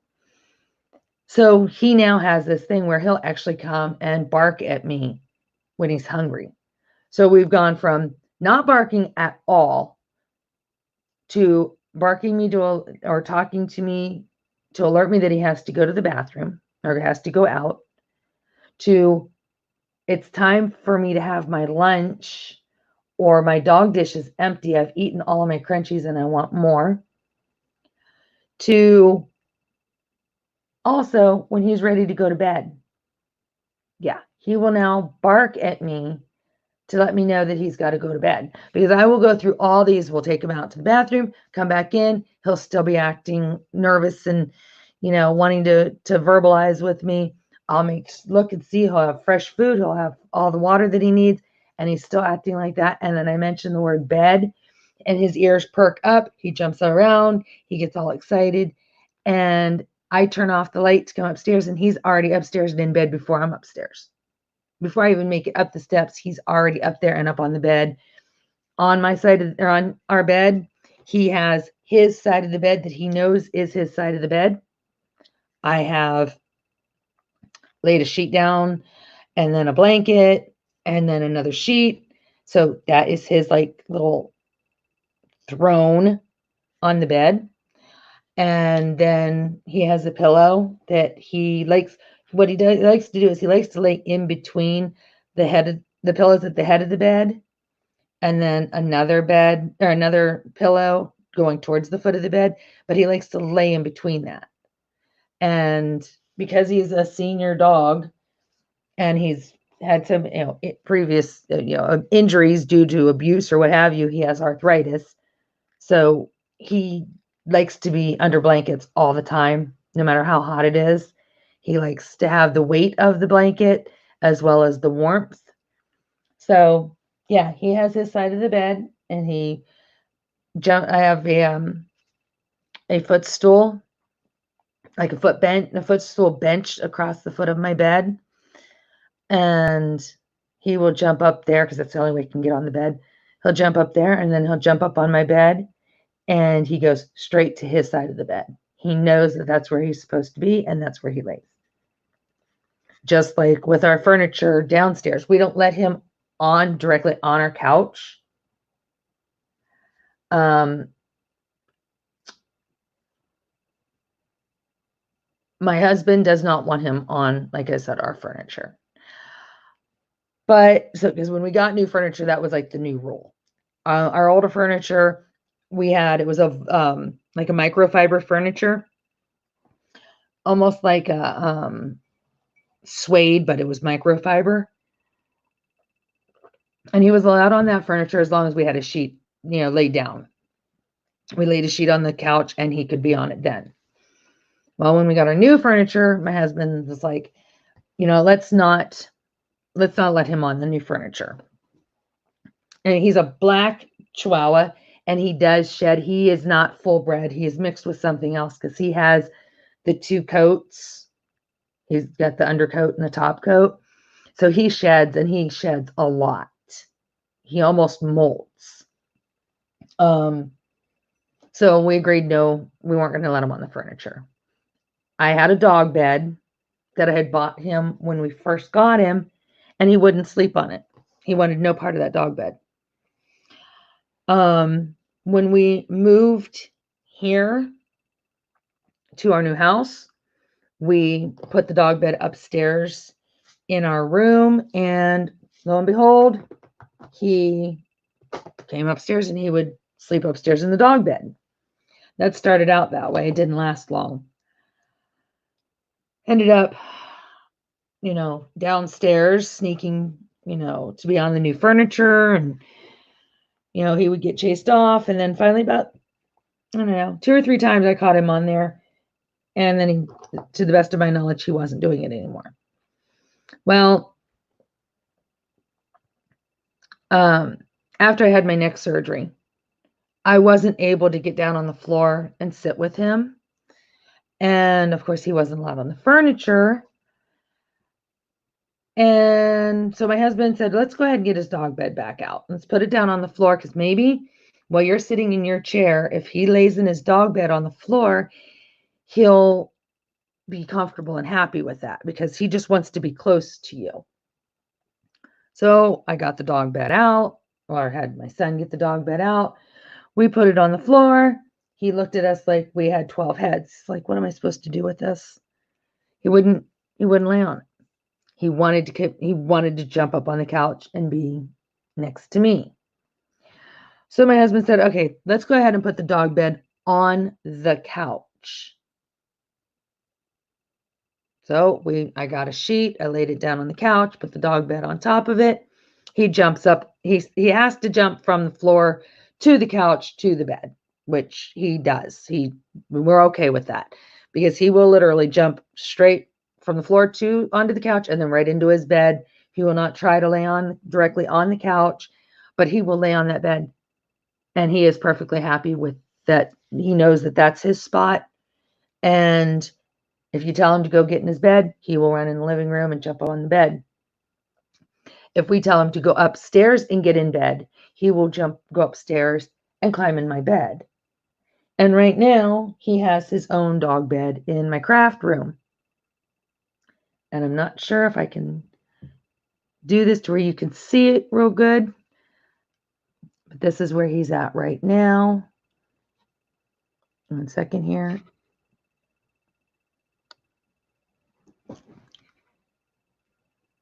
Yep, there he is. Hang on.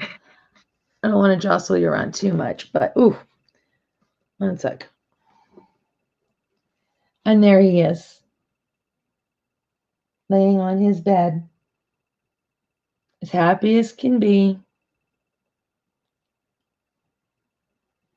And he's the most relaxed when he's in one of his dog beds. And he knows I'm talking about him, and he's not even moving. All right, I put you back here. Hopefully that will not get my camera to start flickering. But yeah, he is such a good dog. So of course I had to start flickering because I had to touch it, didn't I? I just had to touch it. There. Okay. I don't know if he was just always a good dog and whoever had him. Doesn't he? I'm gonna have to post a picture on my Facebook page because, well, you know what? I might be able to bring it up on my phone. Literally,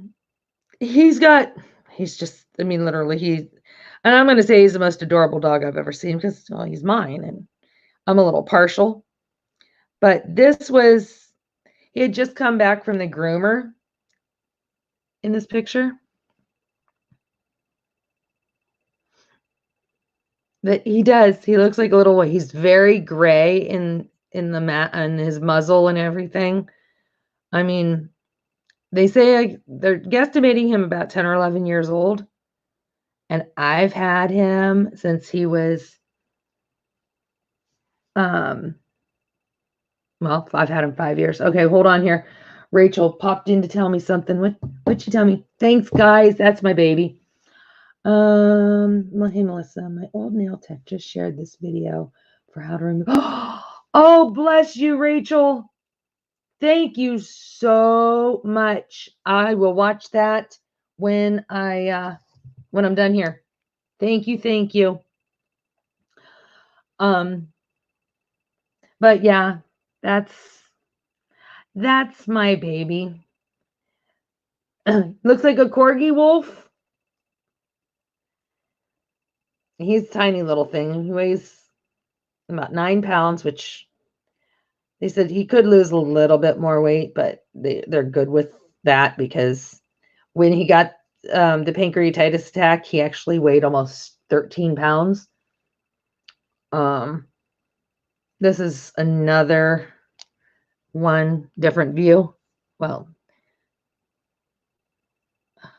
oh, come on. I want it to clear up. Is it going to focus? Probably not. Yeah, it's kind of blurred. And yeah, this is the funny thing. We were at the grocery store, me and my son, and there was this lady walking around with this dog. And literally walked up to her, was ready to ask her what she was doing with my dog. Because me and my son actually thought that she had my dog. This dog was at the grocery store. And this is a female. But I swear to God, that my dog and this dog could be siblings. They look like they came from the same litter. This is another picture of the dog in the grocery store. I could not believe it. Funny thing is they can't be from the same litter because this dog came from Pennsylvania. And mine, obviously, is here in Las Vegas. I'm trying to find one. There was one more picture that I wanted to show you of him.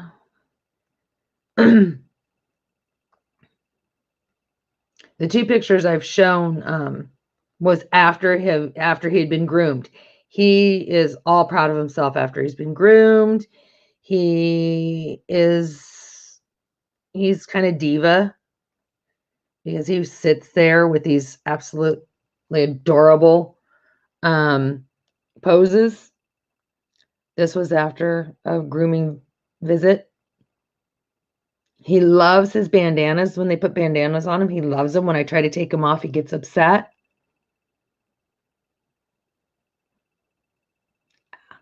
Yeah, he's my baby.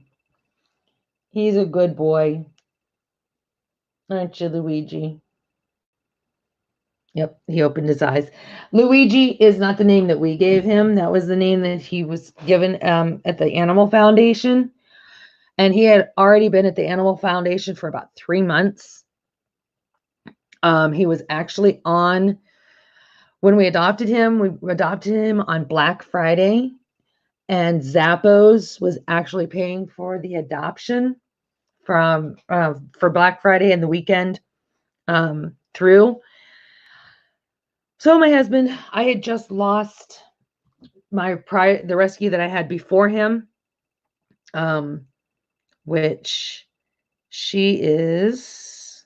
Let's see if I can find her. I rescued this one directly off the street, and she too had been brutally abused. Both of her paws had been broken and they were never set. Whoever had her just allowed her to suffer. This is her. I know the lighting was really bad, but this is her. She was roughly about 13 when I found her. And they said from the looks of her, she had been, there's a better picture of her. From the way that she looked, female, with, all the female stuff, that she was probably a puppy mill dog. When we got her, she had recently given birth to a litter because she was full of milk. And I said she was about 13 or 14 when I got her. So at that age, she should not have been having puppies. She had to have an emergency hysterectomy. And I got her in late August, early September. She had her hysterectomy in October is when we found out how bad things were with her. And I had her until November, the 2 days before Thanksgiving of 2015, and she died. So I was having a very hard time Thanksgiving Day, not having her there to give her Thanksgiving meal to, and it was breaking my heart. My husband told me, he said, I know that you won't be able to find a dog to replace her. Because I only had her for a little over a year. but she really clung to me as her rescuer, and we got very attached. So it was very hard losing her, and I wasn't dealing well. So when we seen the advertisement for the free adoption at the Animal Foundation, I went on Black Friday, and the agreement was it had to be a small dog, and it had to be a female, and it could not be black. Those were my husband's 3 stipulations. So small, female, and anything but black. I don't follow directions well because I seen him and seen the date that he had come in and seen the date that if he was not adopted that weekend, he was on the kill list for the following Monday. And there was no way that I was going to let him be put down on Monday. It was bad enough that he had been in that shelter for 3 months. So I brought him home. And I walked in, and then my husband seen a black dog. He asked me if I had a problem with my eyesight. Then he asked me how old she was, and I told him that he is a she or she is a he. And again, he asked me if I have a problem with following instructions. The only thing that I was safe with is that it was a small dog. But yeah, my husband said we would give him a try and see how it worked, and if it didn't work out, I would take him back. Well, that wasn't going to be an option because when I signed that adoption form, I promised that I was going to give him his forever home. He wasn't going to get sent back and sit in the kennel again and risk what could have happened. I figured if he sat there that long before, who's to say he wouldn't sit there longer? Or since he was brought back and he was already on the kill list, they might just go ahead and put him down. So there was no way I was going to do that. Yeah, he wasn't the ideal dog for me at the time, because like I said, and I understood it was going to take time for him to, get used to us and stuff. But at 15 months, I was thinking, okay, if you ain't used to us by now, you're never going to be used to us. And my mom had mentioned several times that maybe he wasn't the dog for me and that maybe I should go ahead and take him back. And I just couldn't do it. I couldn't throw him away like what he had already experienced in his lifetime. I don't know how much of throwing away he had gone through. I don't know how many owners he's had. I don't know, what type of life he's lived, but there was just no way I had it in me to do that to him. I thought he might not be the dog, my ideal dog, the dog that's going to let me hold him and that's going to, let me snuggle him and pick him up and lay with me and all those things. And I might not be that perfect fit we might not be for one another, but I knew that I was going to be able to give him a home that was going to be a loving home. One that he was not going to have to be afraid to be in, where he was going to be taken care of both medically. He was going to be fed. He was going to be sheltered. He was going to be comfortable. And if that meant that he got everything and I, as the pet, and I got nothing as the owner, I would go to sleep at night knowing that I at least let this dog have the best last amount of time of his life that I could give him. So that's where we stand with that. He's gotten better. He still, has his moments, but much better than he was. And I'm just so glad that I didn't follow everybody's advice and take him back to the shelter, because I don't think I would have been able to live with myself in doing that. And he is a good dog. I mean, he is a really good dog. So he's kind of earned his He's earned his place in our lives, haven't you, Luigi? Huh? Yeah, you're a good boy. You're a good boy. All he does is sleep. I mean, he sleeps like 16 hours out of the day. So, it's not like he's awake long enough to even get into trouble. No. Huh, baby? No, you're a good boy. Yeah, he doesn't even care. He's just laying there. So anyway, yes, I rambled on about my dog. And I can't help it. I'm an animal lover in general. So when I find one that needs me more than I need them, I can't help myself.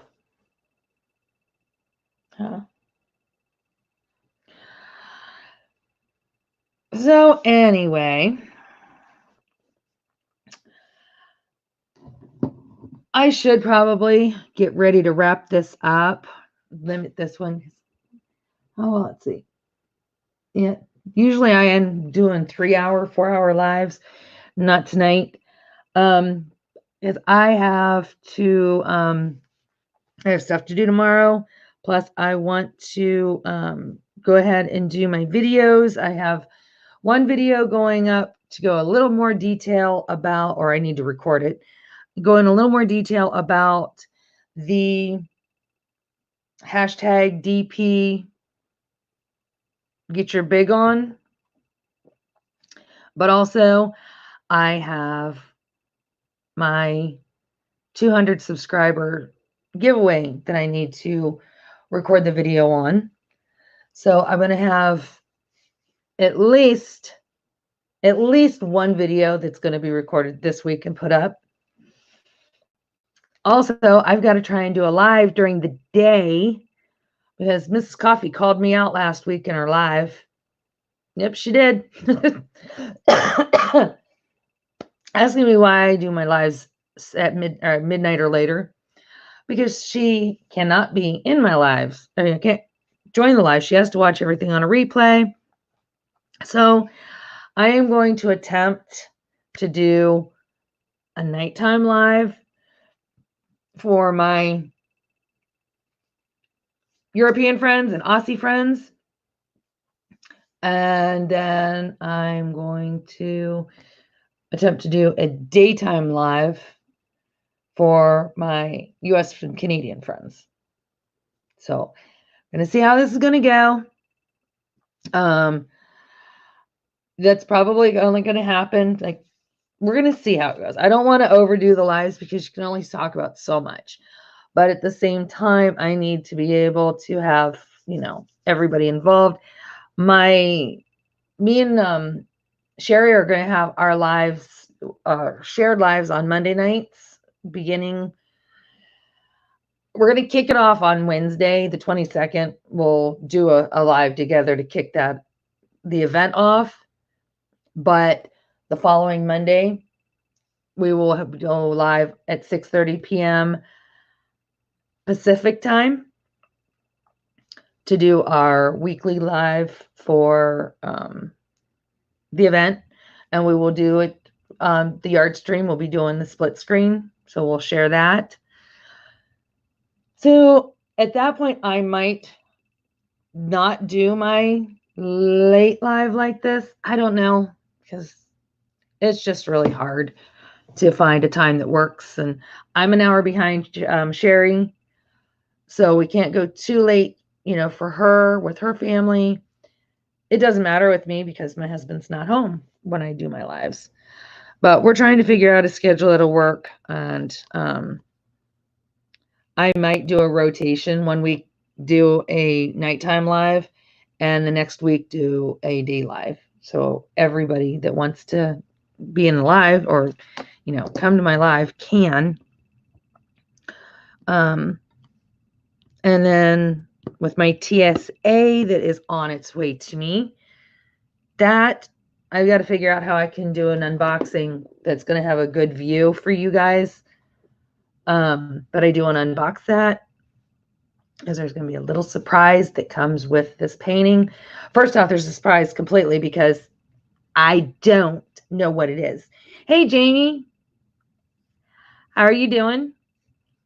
Remember, I have not seen this. I've not seen the pre-workup or anything. I don't even know what Rachel did.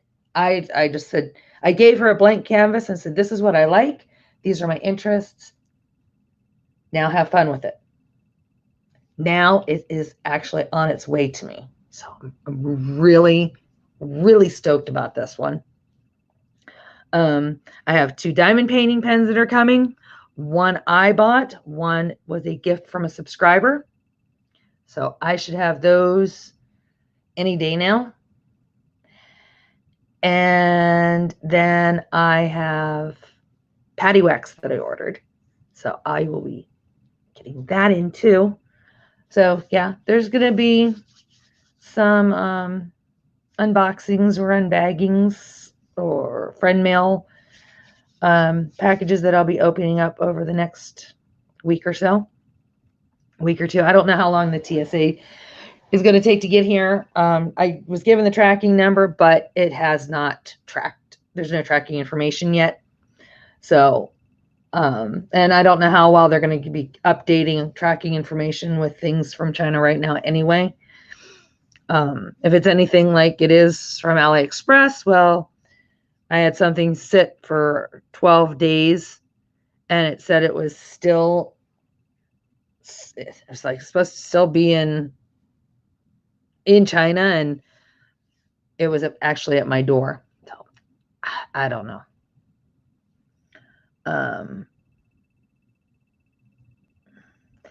Oh yeah, that absolutely, Jamie. I have had that so many times, and yeah, getting old, it is no joke.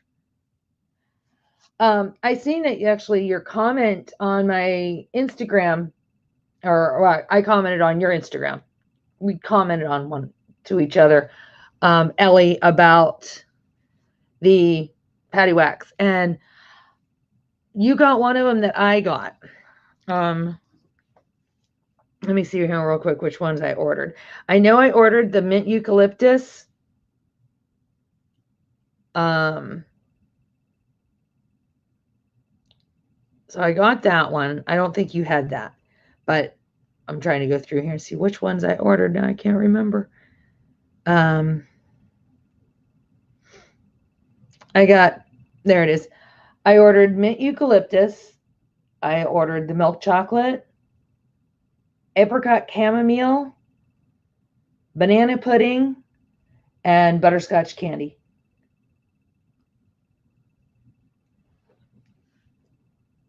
Yeah.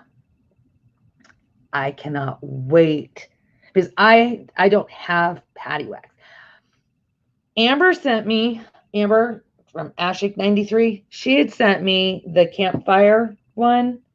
It was already started. It got all jacked up in the mail because she had used it and stuff. Well, by the time I got it, the mailman destroyed it. It just fell apart and crumbles. So I've not been able to use it because of that. So this will be the first time that I'm really using the patty wax. And then, of course, subscriber had sent me the super patty wax or super sticky patty wax. And yeah, I'm using it. I'm loving it. So now I will be able to try the patty wax. I just need to know with the super sticky, that there is for your single placing, right? The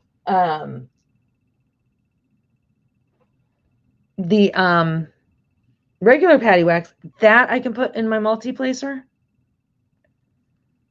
Is that how that goes?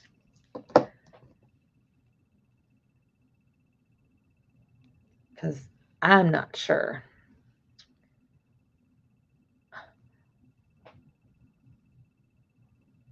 What is she still awake? Sherry just commented on Facebook. She's still awake. It's almost 3 o'clock in the morning for her. What is she still doing awake? She's supposed to be sleeping. I'm going to have to get her. She needs to sleep. But yeah, because if I can do one in my multi-placer and one in my single placer, I'm going to be rocking and rolling. I just got to figure out how to use this with squares, because I noticed I tried using the square before with these, and since I am constantly moving my squares, I might not be able to use the patty wax. I may have to save the patty wax for my rounds, but it's taken a while to get used to, and I am getting used to it. But it did take, there is a learning curve on using the super sticky patty wax, that I can tell you. Definitely a learning curve there. And yeah, so that's what's going on in my world. I hope you all are staying safe and, you know, not going out any more than you have to not have to, you know, this can't last forever. You know, at some point this has got to get better, and we know it's going to get worse before it gets better, but eventually this has got to get better. And you know, we're learning how, well, this is I don't know what I would have done if this would have happened when I was a kid. I think I would be nuts. I don't think I would have survived it. So we've got to be grateful for the technology that we have. As when I was a kid, a telephone was just that, a telephone, and it was hanging on the wall with a long cord that was attached to the wall. And we didn't have call waiting, and we didn't have caller ID yet. So I wasn't allowed on the phone for more than 10 minutes at a time. And I couldn't get far I couldn't just take it in my room or go outside or anything like that. So if I would have had to grown up with this pandemic in the early to mid 80s, late 80s, I wouldn't have survived it. Because all my friends lived far away. So it wasn't like we could just, you know, even sit 6 feet away from each other and talk to each other out on the front porch, or, you know, down the street, just sit along the street, talk to each other. No, that option wasn't there. It was too far to drive. So I look at, if this is going to happen to us, this is the best time in the world to happen due to the technology, because we have this, we have our cell phones, we have our computers, we can, you know, as far as we can watch YouTube, we can watch Netflix, we can watch Hulu. We have options now that we didn't have back in the, you know, 50s, 60s, 70s, and 80s. So this helps get through it. And we will get through this. And we're going to come out with a lot more friends than we had starting out with, or more people that we know here through Facebook. So our community is building. We're getting through this as a community together. You're making me want to diamond paint. I haven't in over a week. I've been crocheting a tree trunk sleeve for the town I live in and working out my first legit cross stitch. Yeah, crocheting. I've been trying to, no, I've lost my Crojo. I have no, and I have things that I need to make. I mean, I actually have things that I need to be working on, and I have no Crojo. I couldn't even get my stitches to look like stitches. I don't know what's happened. It's been so long since I've diamond painted, since I've crocheted because of diamond painting, that holding the hook in my hand is actually uncomfortable. My brain keeps wanting to hold it like my diamond painting pen. So, yeah, I'm hoping that I get that Crojo back because I have things that I need to get made for Christmas. And I really wanted to get a jump start on them now so I didn't have to try and do them all between October and December when it's cool enough to start crocheting again, because I won't do that between May and September. That doesn't happen. Maybe a washcloth. Might crochet some washcloths or dish rags, but that's it. Coasters. I did a couple ponytail holders last year, but it was using cotton yarn and nothing that I had to worry about laying in my lap, making me sweat. So, yeah, if you want to, Jamie, do the crocheting for me, I'll do the diamond painting for you. I think that would work out. I'm still reading my book, and I think Brittany went back to sleep because I haven't seen her post anything in a long time. But yeah, I'm still reading my book slowly, and I started another book that I shouldn't have started until I was done with the other one, but I didn't want to download it. I didn't want to have too many books downloaded on my phone, take up all the space. But yeah, I started reading, oh goodness, what's it called? I can't even think.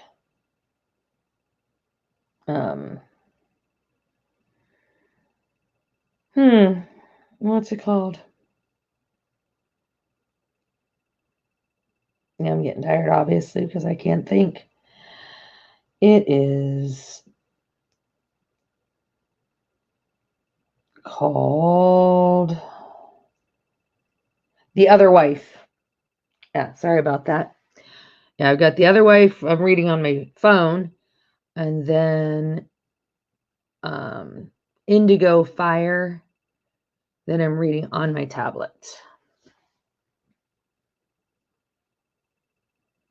So I got 2 books going. I have 2 diamond paintings going.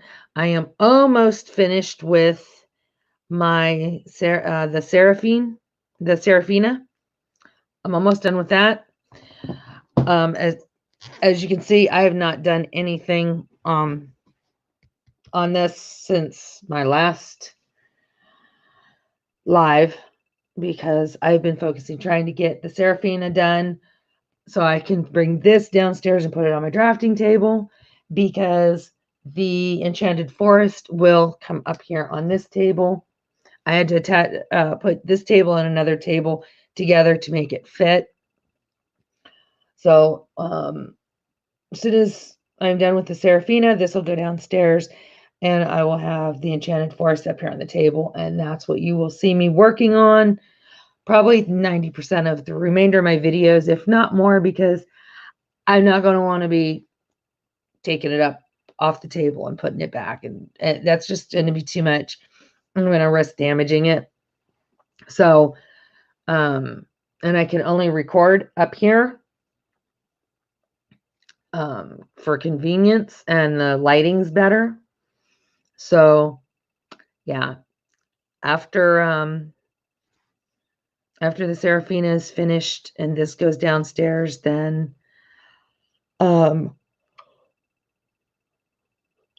yeah, you won't be seeing anything else. And this will stay here at least until the 21st or the 22nd, when I'll go ahead and put it up here on this table, the Enchanted Forest one. Check out Robert Galbraith's books if you like a good book. They're actually written by J.K. Rowling. The person is Cuckoo's Calling. Do you know that title sounds familiar, Jamie? I may have gotten that. Let me see. That title sounds really, really familiar to me.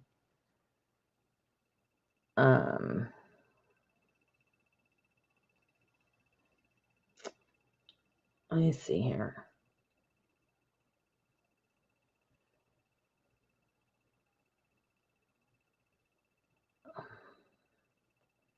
That I know I've seen that name before. Wait a minute here.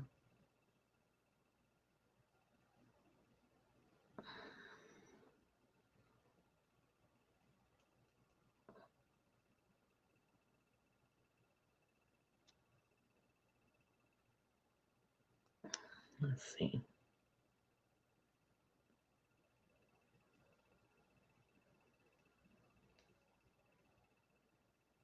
Okay.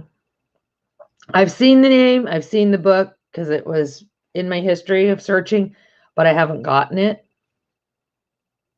And J.K. Rowling actually wrote that? Really? Wow.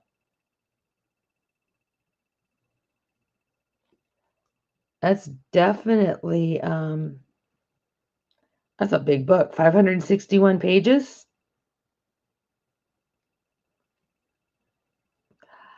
Oh, published under pseudonym J.K. Rowling's brilliant. Oh, okay. Okay. That's why I've heard about this now that I know.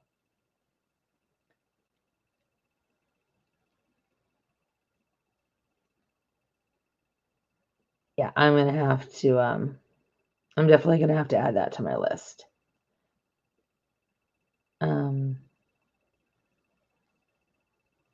And check that out.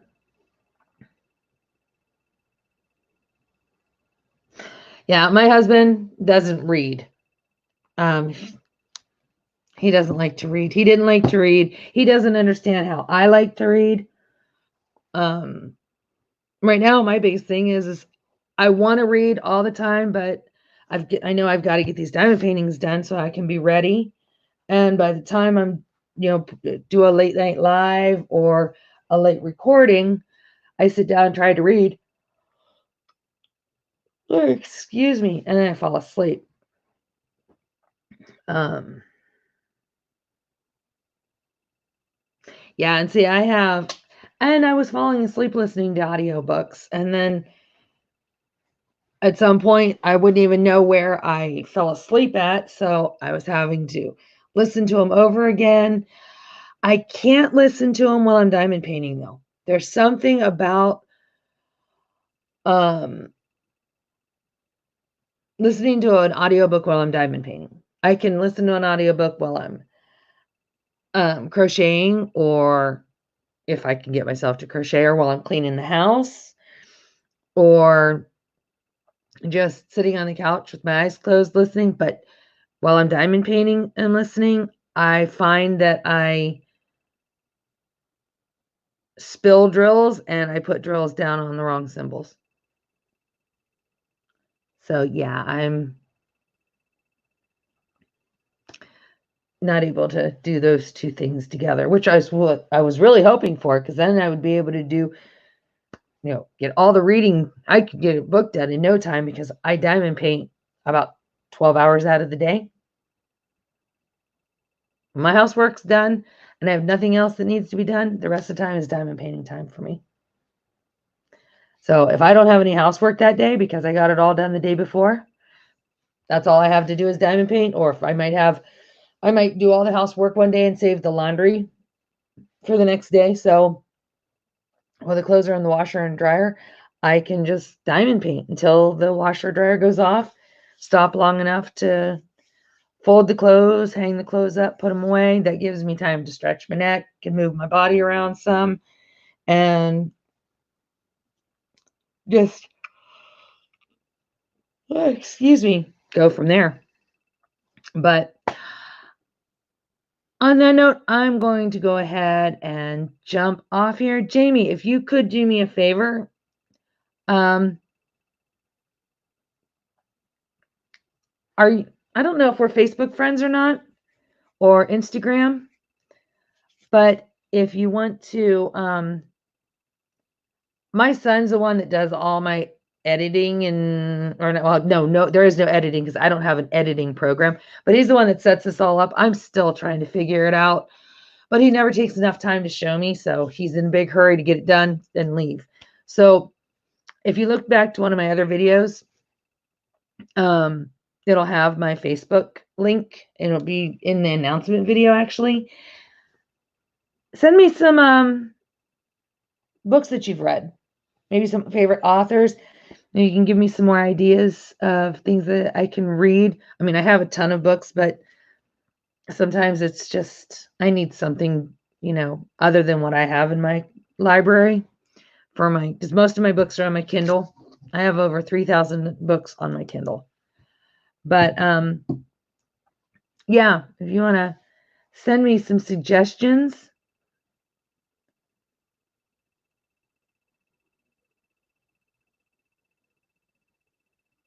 Okay, I think we might be friends. Let me look while I'm on here. We might be friends on my other account, which I created a new account.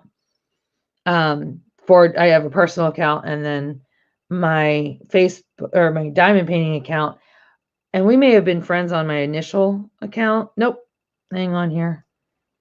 I'm just sending, just now, found you. I'm going to send you a Facebook request.